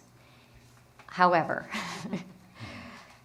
we do have stop-loss insurance for catastrophic claims, and we have had a couple years where we have experienced catastrophic claims. I think that our consultant, we've changed, our consultant Steve Rinaldi retired, and we have a new consultant, but he kept warning us during the time I've been superintendent, this is too good to be true. Your claims are too good to be true. It's going to happen one of these days that you get some catastrophic claims. And we have. This, and Vince will go over this, this increase is mostly driven by our experience in catastrophic claims over the last 2 years. I don't know if you want to. I think, and I might turn to Amy behind me and talking right now about this, but I think I'm just going to frame this first in kind of like 2 pieces. One is that the regular self-insurance program for the Farmington Board of Ed, our participants and our employee, everybody who's in it, were better than the norm, still remain better than the norm. The grand majority of folks who are in the self-insurance program. But as Kathy just pointed out, so the percentage increase that you see when you dig really deep in the board's budget and you see the regular Cigna line for insurance, it is not that significant of a increase in just that line. The increase is in the stop-loss insurance that the board also purchases from Cigna, and that increase is due to 2 things. Outside of the budget, last year the budget deliberations occurred, and there was an understanding of what was going to occur. There was a feeling, as Kathy just mentioned, that there was going to be some type of an increase coming because we had had some catastrophic claims. But the full scope of what that increase was not recognized until in this budget year, during this budget year, after August. Am I fair in saying it that way, Amy? So the scope of the catastrophic claims was higher than anyone would expect, higher than all would expect. And Cigna's renewal for the stop-loss insurance, because of our plan year for insurance is not based on a fiscal year, it's based on September 1st. So the plan year that started up on September 1st increased by around 49% in this year. So the increase you see now is is taking on that increase that occurred outside of the budget process that everybody in good faith thought something was going to happen but didn't happen, and then includes the fact of and when I approached Cigna with this question and just point blank asked them, so as soon as our claims fall off, are we going to see lower rates? They were quite direct with me, fair with me, in saying no. We now have with Cigna a different, it's a new standard with them. So that is where our claims are. On a side note about this, the board has begun deliberations to bid out the stop loss that has started. I have spent a lot of time in the past couple of months thinking about this issue. I've spent a lot of time investigating something that the town council may already know through the town manager about a study that's being done in the greater Hartford area about a captive for creating a stop-loss captive. I haven't had the best news about that because, again, we're not an attractive participant. It's a fact. But I'm studying that. We're going to bid on stop loss in general. Those wheels are in motion. That still doesn't change our current situation. Outside of our control, there's been catastrophic claims. Could I jump in just to make some clarification? Yes. When you're talking stop gap, Yes. there are really two things you're talking about. There's the aggregate, which kicks in at 1.25, which I don't think we've hit. And there's the individual stop loss, which is the 175,000 that we've hit several times. And it's the cost of the individual stop gap that should be rising, but it's not the aggregate. Is that correct? Yes.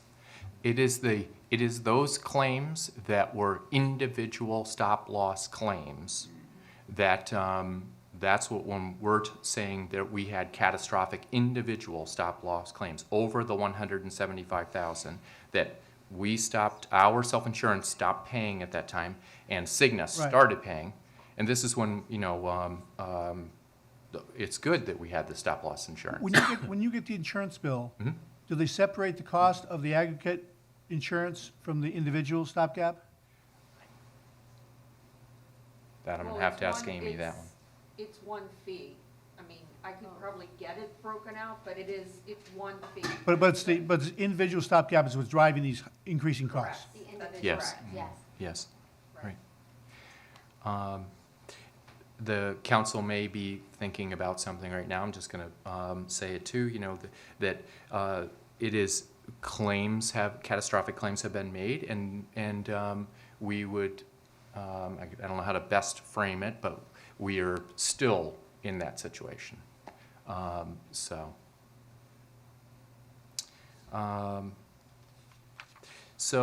the driver of the reason that the benefits have gone up falls in that specific to that, because the greater majority of our self-insurance program is our participants are better than the norm, but it is because of these large claims in that area that we are dealing with this increase right now.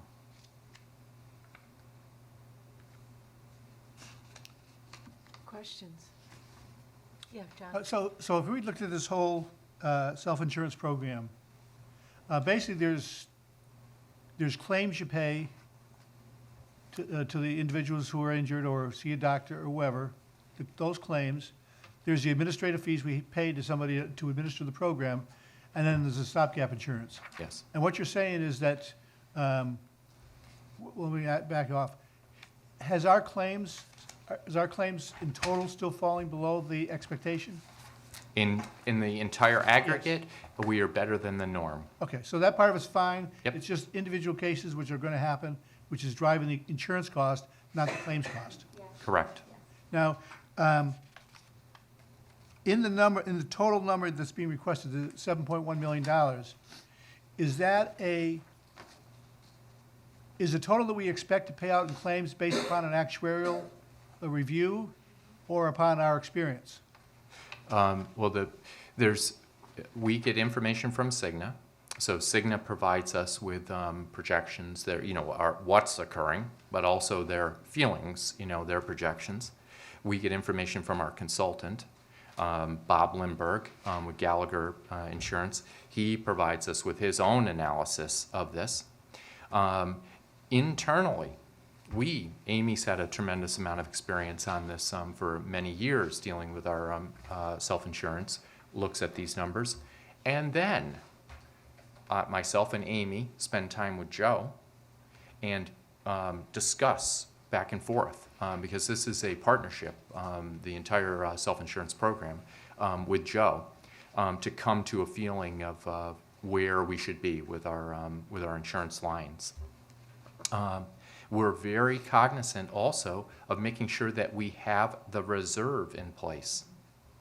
And that is something that also applies some, not a tremendous amount, because our trend has actually been, and I'm going to be cautious in saying this, our trend has been better recently, but we are still battling making sure that we have the reserve in place.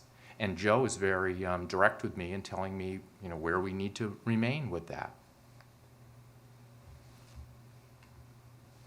Oh, she's trying to tell Somebody's food. looking for you. The food.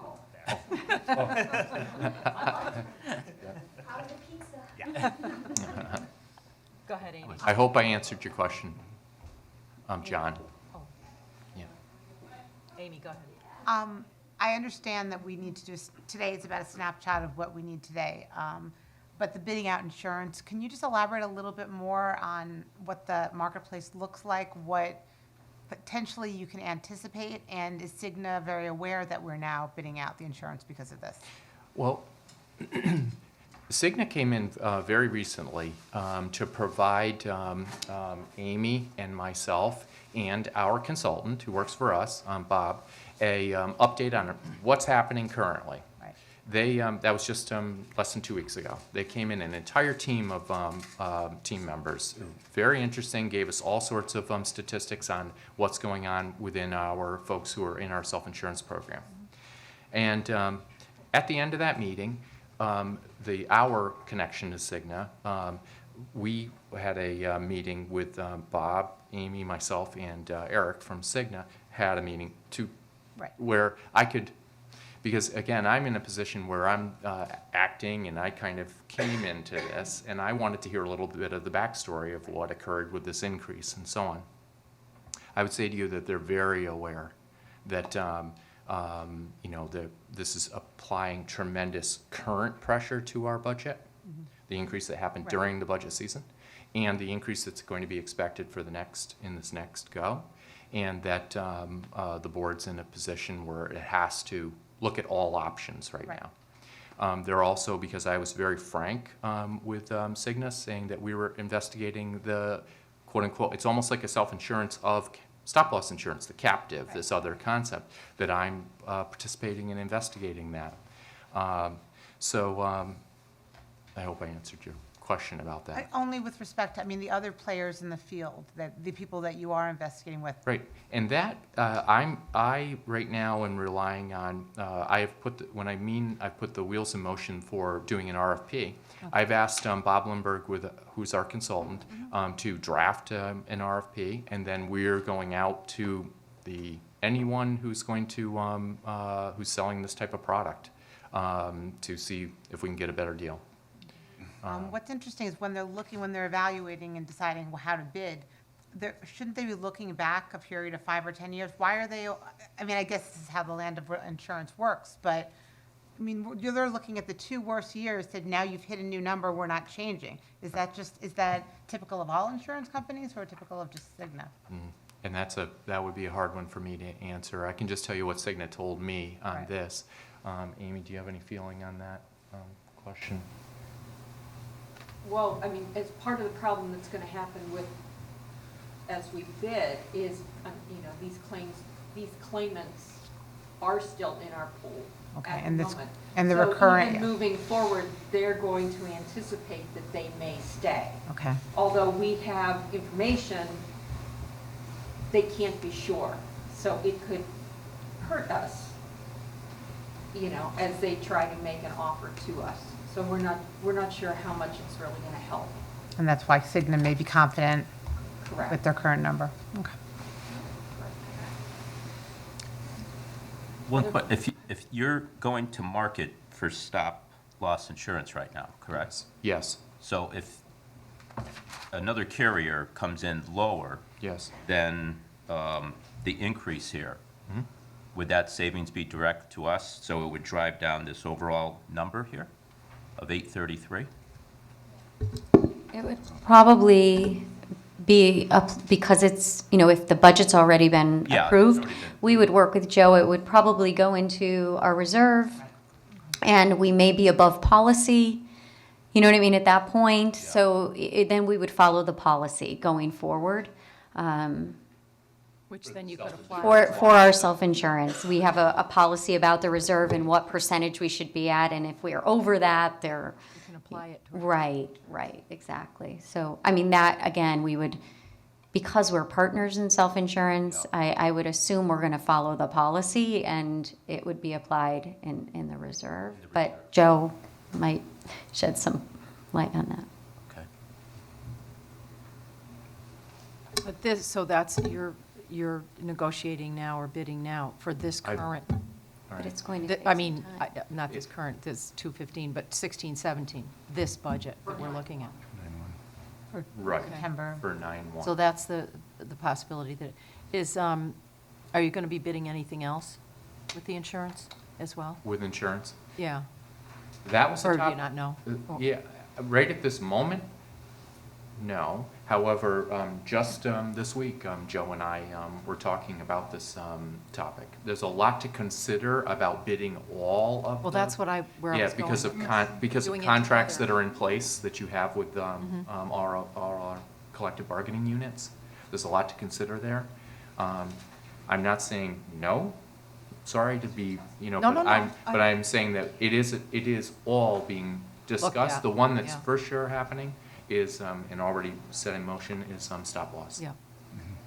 Because in some ways, and I don't know, I'm not an authority on insurance to say at all, just that more may be, it would seem to me Yes. as though more in the pool may be a better, we may get a better bang Yes. for our buck then. Right, and that's one of the pluses about the captive, about the captive study that's going on. Oh, yes, yes. That's one of the pluses about the captive study. Yep. But we may not be Invited. Yeah, we might, right, we might, Part of be the not, study, we may be but the one we that's can't go to the party. not invited to the, Too many claims. Yeah, you but you know. and Joe can, I mean, Yes. you work. Right. Yeah, so, well, that's great. Yeah. Any other questions about insurance right I now? have a couple. Oh, yeah, go ahead. On this, I would presume this is the Affordable Care Act fees and Connecticut vaccine fee of $45,000. Is that passed along to part of the bargaining group, or does the town fund that whole new mandate, whatever you call it now? They calculate that in when we get our rates for the employees, when we establish our rates for the employees. That's part of the cost. It's part of the cost, but the employee doesn't bear any of that cost? No, they do. Oh, they That's do? what I'm saying, when we Eh, set the okay. rate, yes, they consider that a cost of the plan and calculate that in when they give us, when our consultant establishes our rates for us for our employees. Okay. And then on the HSA contribution, how much are we contributing per individual? I presume it's by either single or family or two-person? Is that how that works?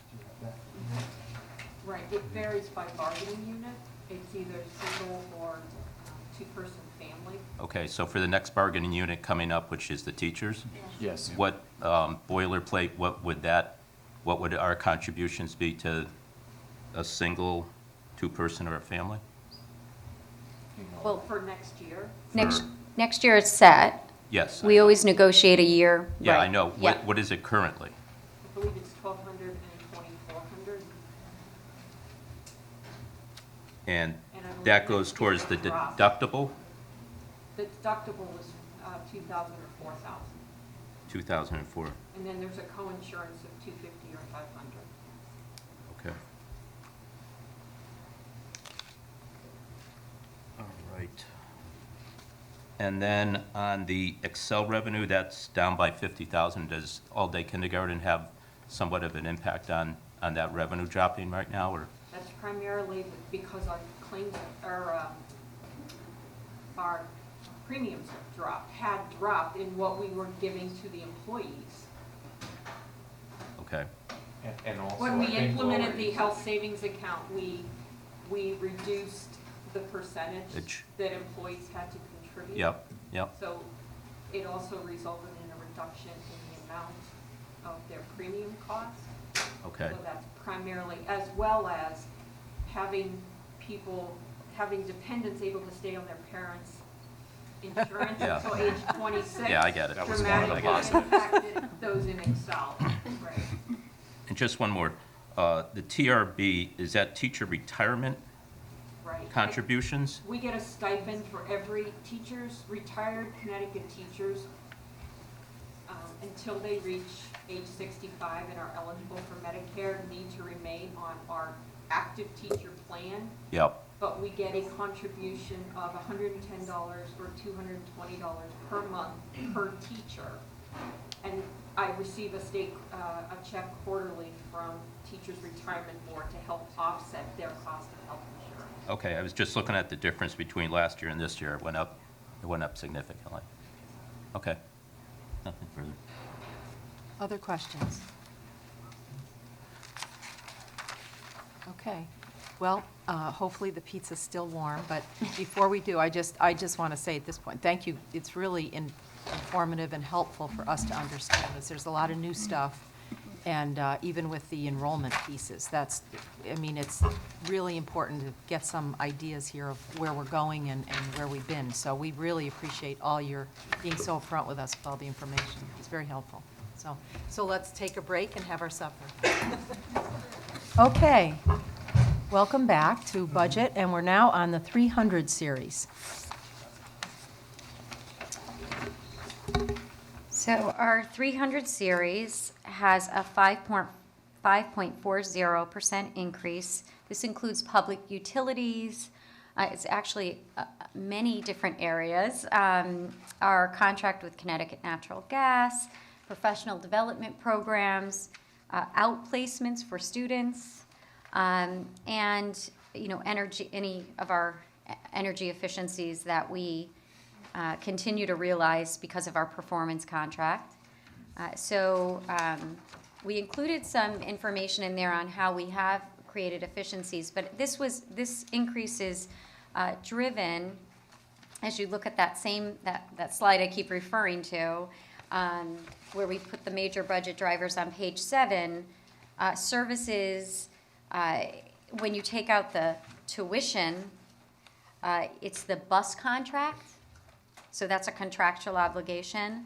We also have a pretty substantial increase in legal services because we do have teacher negotiations this summer, and that typically does require more legal services. And this also includes repairs to buildings. So again, it's driven a great deal by outplaced tuitions, but we also have other services like our bus contract, legal services, repairs to building.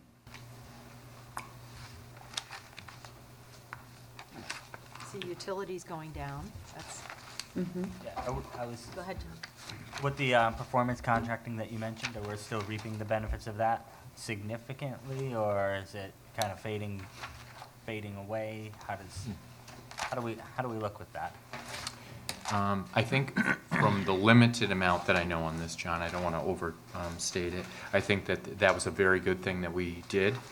And the Amoresco project, Yep. that I believe you were on the board at that time, and that we are still benefiting from it. I know I recently met with the district's utility consultant to talk about she provided us with her guidance in regards to where we are. She thinks that we're doing very good with natural gas, and that electricity, we are good.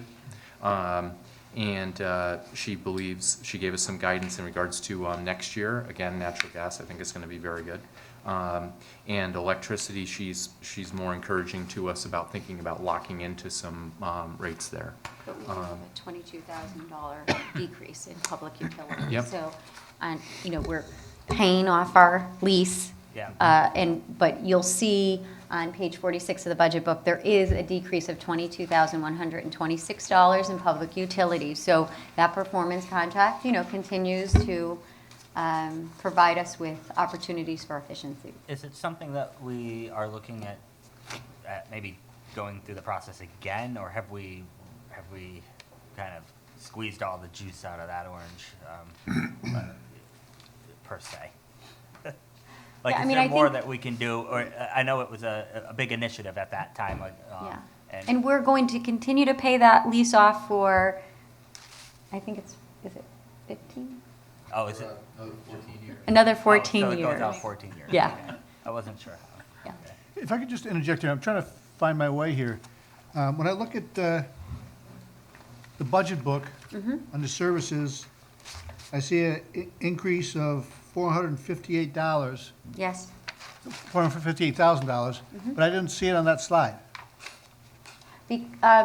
Because we pulled out the special services portion of, and this is because we're using special services and services, it'll get a little confusing. So what we did is, under services, there is $458,104 increase. We pulled out anything associated with special services, like outplaced tuition, and we put it under that line of special services to show all in what's the increase for special services.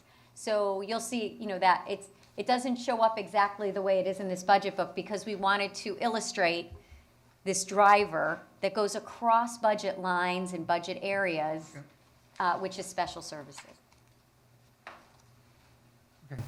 John?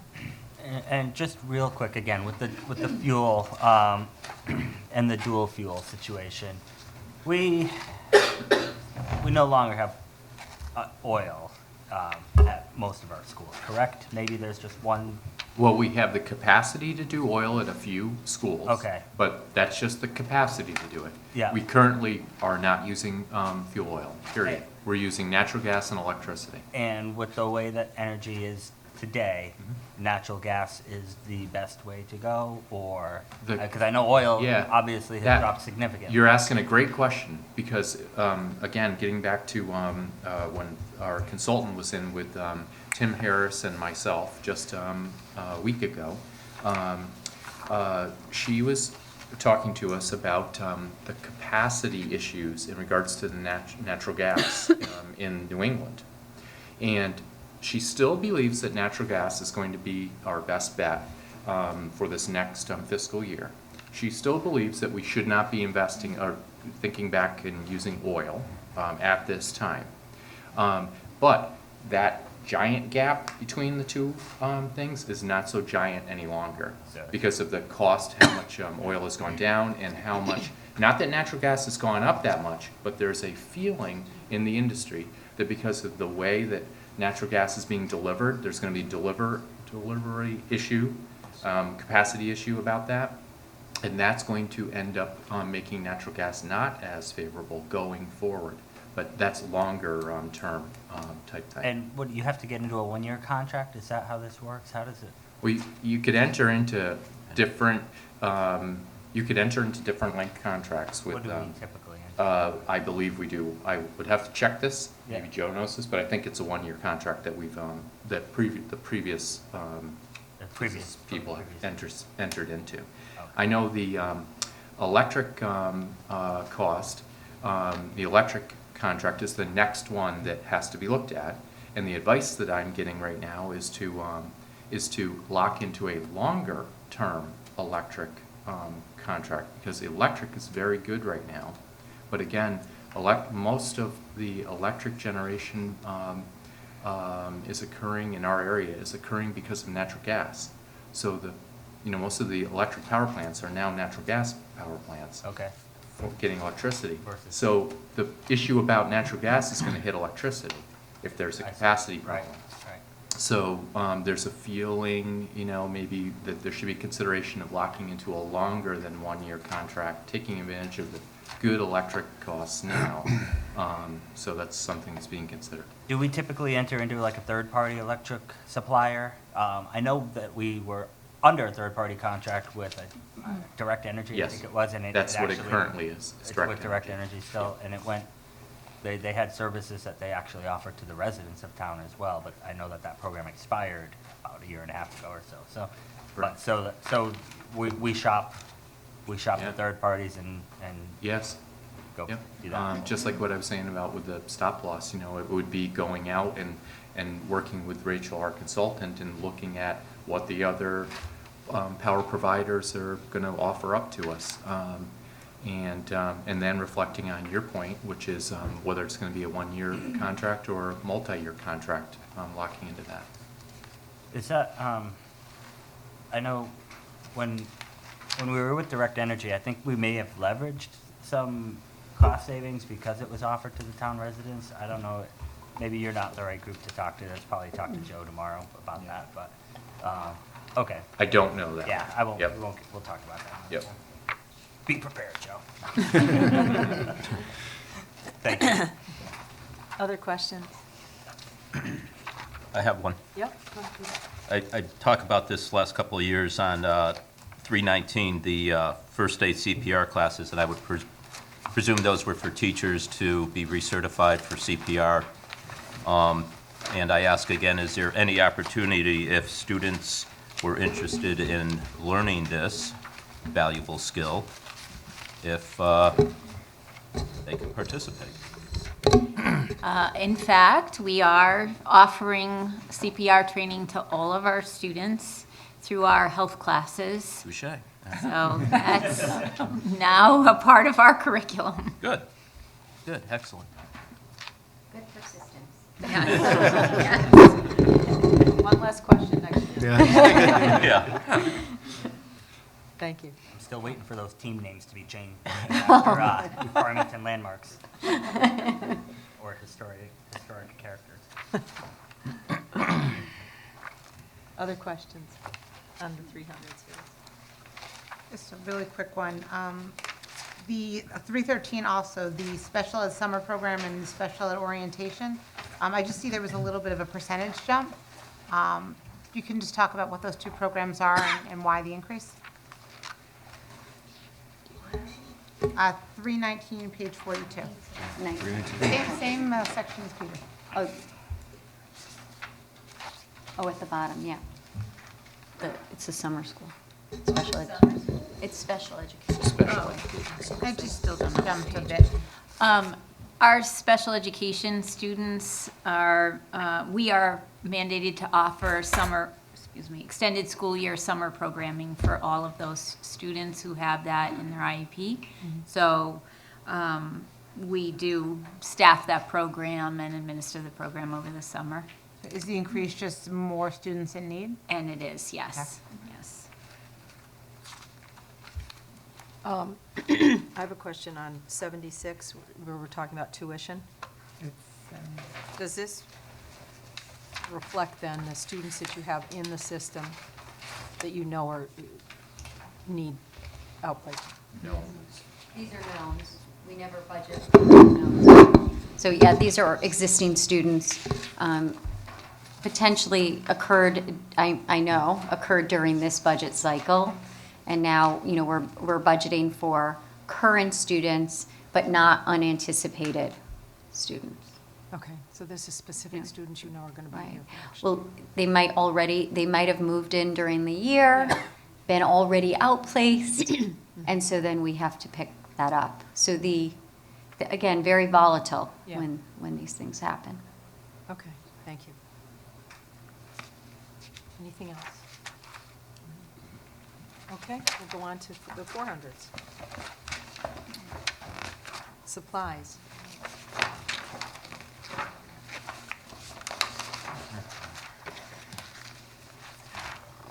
Get there. Are those binders still in here? What's that? Those IAR binders still in here? The planners. The planners? That was another persistent. Yeah. So supplies are, provide for varied supplies across subject areas, and it's a 0.76% increase.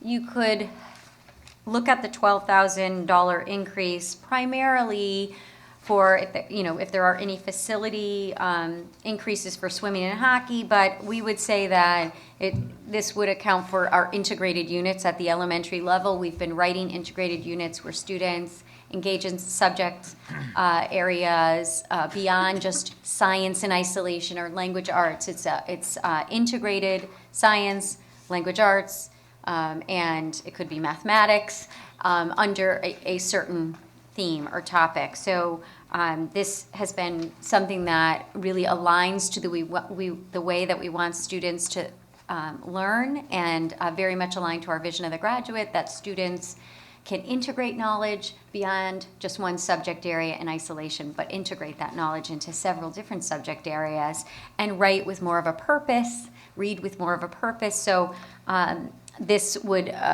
reflect the supplies needed to do that. Question on this account? John? I don't know if this is in this account, but the pay to play, would that fall into this account? And It's under athletics. I think it's under the athletics because it helps pay for coaches. So it's probably under salary. oh, that goes back under salary. It would be Because under salaries, Because I know yes. there was always questions with hockey, you know, why they had to pay for certain hockey equipment. I guess I was just wondering, has pay to play been brought back? Oh, it's still, walked back, or is it still where it's been for the last couple of years? I think we went from, was it, Amy, $125 to $100? I was looking in here to see, it's in the book. So we've always had it, I believe we reduced it, it's a little blurry, but I think it might be 100, 400 max? Yeah, it's 100. Yeah, so 100 per sport, but 400 cap for a family. And, you know, when a family can't afford that, we do have ways of addressing that. But, you know, we continue to do the pay to participate. We are in hockey, we are in a co-op now because the number of students just diminished. And it was becoming, at one point, and I know it was one of the budget seasons, we were talking about this because it was becoming a risk for the students who were playing, that they had too much play time because we didn't have enough students. So we entered a co-op, which is more cost effective for us. So we collaborate with those hockey, the hockey time, you know, the ice time when we have to rent. And so that's been, you know, and it provides, you know, a good balance between the 3 districts that we co-op and share those costs. Thank you. Could you, I'm just wondering about on page 81, the swim team, the girls and boys. That's just in one season, correct? The boys and girls What was swim. that question, sorry? The boys and girls swim team, that's one season, right? I would. It's not a spring and fall. It's Oh. one season. It is two. It's Okay, 2 that's seasons? So is the rental for the 40,000 is 20,000 a season, supposedly, you know?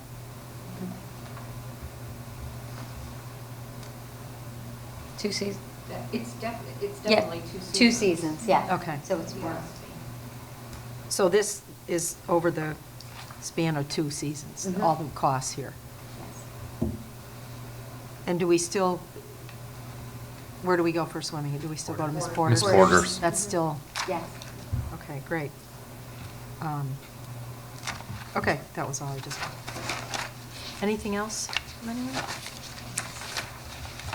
Okay, we'll move on to the 500s.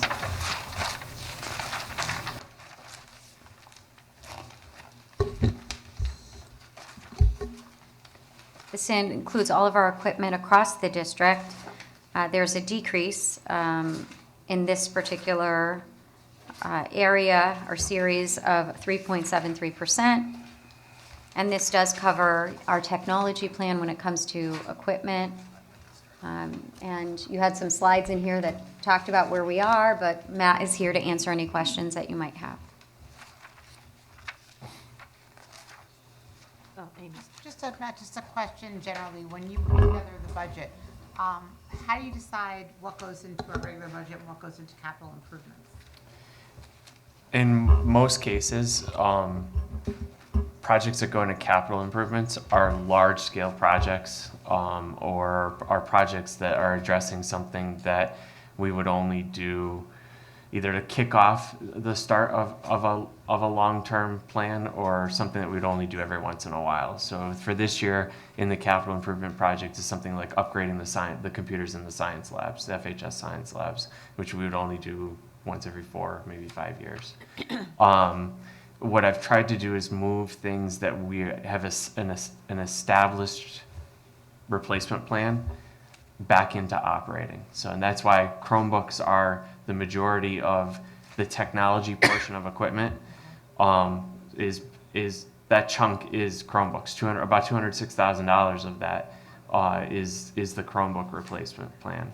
We're in year 2 of that, and I'm still kind of looking at that as an ongoing operating cost. Is every year we're looking at about 700 Chromebooks, and that's to keep us in line, to make sure we have enough spares in our inventory to replace broken units, to make sure that we can maintain the numbers in terms of the ratio of Chromebooks to students. We're currently around 3,600 Chromebooks district-wide. We don't have a true one-to-one program in the district. We chose to do classroom carts, and that was strategic in terms of making sure the technology was available where it was needed at a particular time. The high school is a perfect example of where a cart may move between 2 classrooms in a given, between 2 periods. But the 700 really chunks it down into a 4-year plan. So, once a year we're replacing a quarter of the Chromebooks and then moving those. Again, we have a bulk of them that end up retired at the end of the year. Again, as I said during the capital presentation, they get cannibalized. We literally take them apart and use them for parts as well. So, what's the typical life expectancy of a Chromebook being used by a student in Farmington? Well, we're still only, let's see, the oldest ones we have are only 3 years old. Yeah, the first bulk that we had came in the summer that I started in Farmington. So this is my 3rd year. So that we're almost, September would be the 4-year mark. And those are the Samsungs that are down at the elementaries, which we are seeing starting to die off, which is why last year I introduced that replacement plan, really attacking a quarter of those Chromebooks throughout the district each year to make sure that even as we move them down, the units that we're moving down into the lower grades are still functional. So, and 4 years isn't bad. Most districts that have a one-to-one program are replacing their Chromebooks every 2 years. Oh, really? Every 2 years. And I don't like to, generally, are most districts following the Chromebook path, or most districts? Yes. Just because of the cost savings? Yeah, the cost per device is a lot lower. The management features of managing Chromebooks are much easier. We saw a lot of districts that hopped on the iPad bandwagon during the first iterations or first grumblings of testing. Most of those districts ended up abandoning testing over iPads and going to either computer labs or have already started shifting to Chromebooks. Even Glastonbury is a perfect example of, they went down that road of iPads and are now starting to move more Chromebooks into their district. They still have quite a base of iPads, but the Chromebooks are a much easier platform to manage. Significantly cheaper, I assume. And about half the cost. With respect to the site, many of the students who are doing their at home need some kind of electronics to do the work. I know they access things via the cloud. For the kids who don't have those at home, do they just use the Chromebooks stay late and use them in school? In some cases, we have a small number of students who have been identified through the help of our special services supports, and we've made some arrangements for those students when that's the case. Additionally, we put information out at the beginning of the year to families regarding discounted internet service through Comcast, which also has, not only do they offer discounted internet service, but they'll also provide a device for a family at a discounted rate as well. So it's another option. It's not a personalized option for the student because it's one device per household, but that's information that is distributed, and they have to meet certain eligibility. There are certain eligibility requirements as well, but we do try to get that info out. That's huge, because I think you'd be so disadvantaged if you don't have the capability at home, because the majority of the work is at home, and you're interacting with other students and your teachers at home. So as long as everyone has the resources they need to succeed. Correct. It's good to know that. I wasn't aware of that. So thank you. Other questions? When you are making your technology plan, Is the plan comprised of both capital and operating? I mean, are they both in the plan? Or is capital more as it occurs and we're starting something bigger? No, so I have a spreadsheet that I maintain with projects that I've kind of earmarked as capital projects that meet the requirements, that are, again, bigger projects or the kickoff projects. So there are standard things. When I start my budgeting process, I start with services and licensing, because those are the types of things that we really don't have much leeway in. Those are, annual renewals for software and applications that the district depends on for both operations and curriculum. From there, then I start to look at, okay, we have established equipment replacement plans now, and I look at our overall capital projects and try to maintain that balance. So, and it's all relative to the larger budget as well, and there's a lot of thought and strategizing that goes into making sure that things don't get completely out of control. How did we buy the Chromebooks last year? Was it operating or capital? Last year it was operating. It was operating last year. Yeah, the replacement plan has been operating. It has been, okay. Correct. Thank you. The first iteration of Chromebooks goes back to capital. So When the we very had none, first, right. when we had none, a good portion of those Chromebooks were purchased that first year via capital. Other questions? Okay. On to the 600s.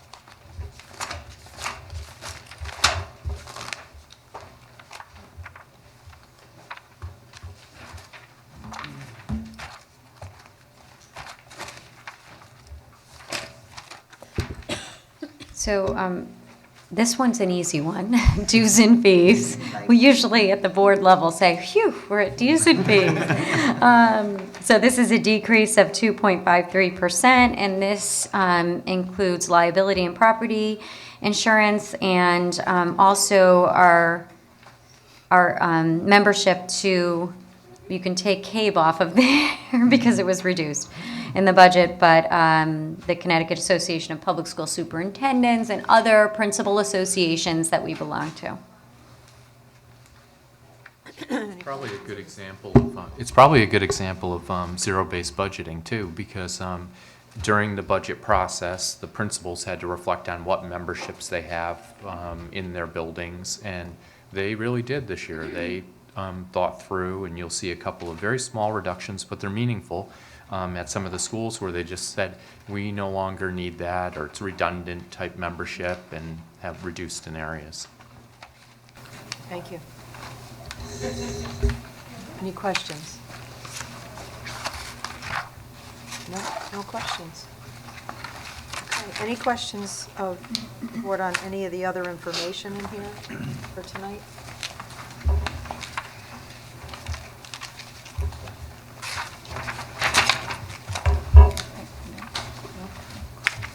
Okay. Don't seem to be any other questions right now. And I want to thank Amy for that information that I just gave to everybody. Thanks for such a quick turnaround. So I think unless you have any questions for us or anything else, I would just ask if after tonight there are any questions, if the council goes home and says, gee, I wished I'd asked this or that, we'll be in contact tomorrow and if we need anything else. But will take us a little while to read through these and digest that. That's a lot to read. Yeah. A lot of paper here, guys. Yeah. But I would just, again, want to say thank you very much for all the information tonight. And you've had a lot of questions asked of you to give us some information the last few days. Thank you very much. And we look forward to continuing the process. So and working with you. And I'm just echo your comments, Nancy. I mean, this is I know I said this before, but just thank Kathy and your entire staff, because it is a labor of love that they go through, and it's a very deliberative and thoughtful process that we as the board members engage in, and you as the town council. So we look forward to continuing the process as you go through. I know you guys are going to look at this and give it your due and thoughtful consideration. We appreciate that, and we would echo your comments again, that if there's any questions or comments, please feel free, and we'll do whatever we can to assist the council members. Okay. But thank you very much. Well, Thank you very much. Thank you very much. Thank you.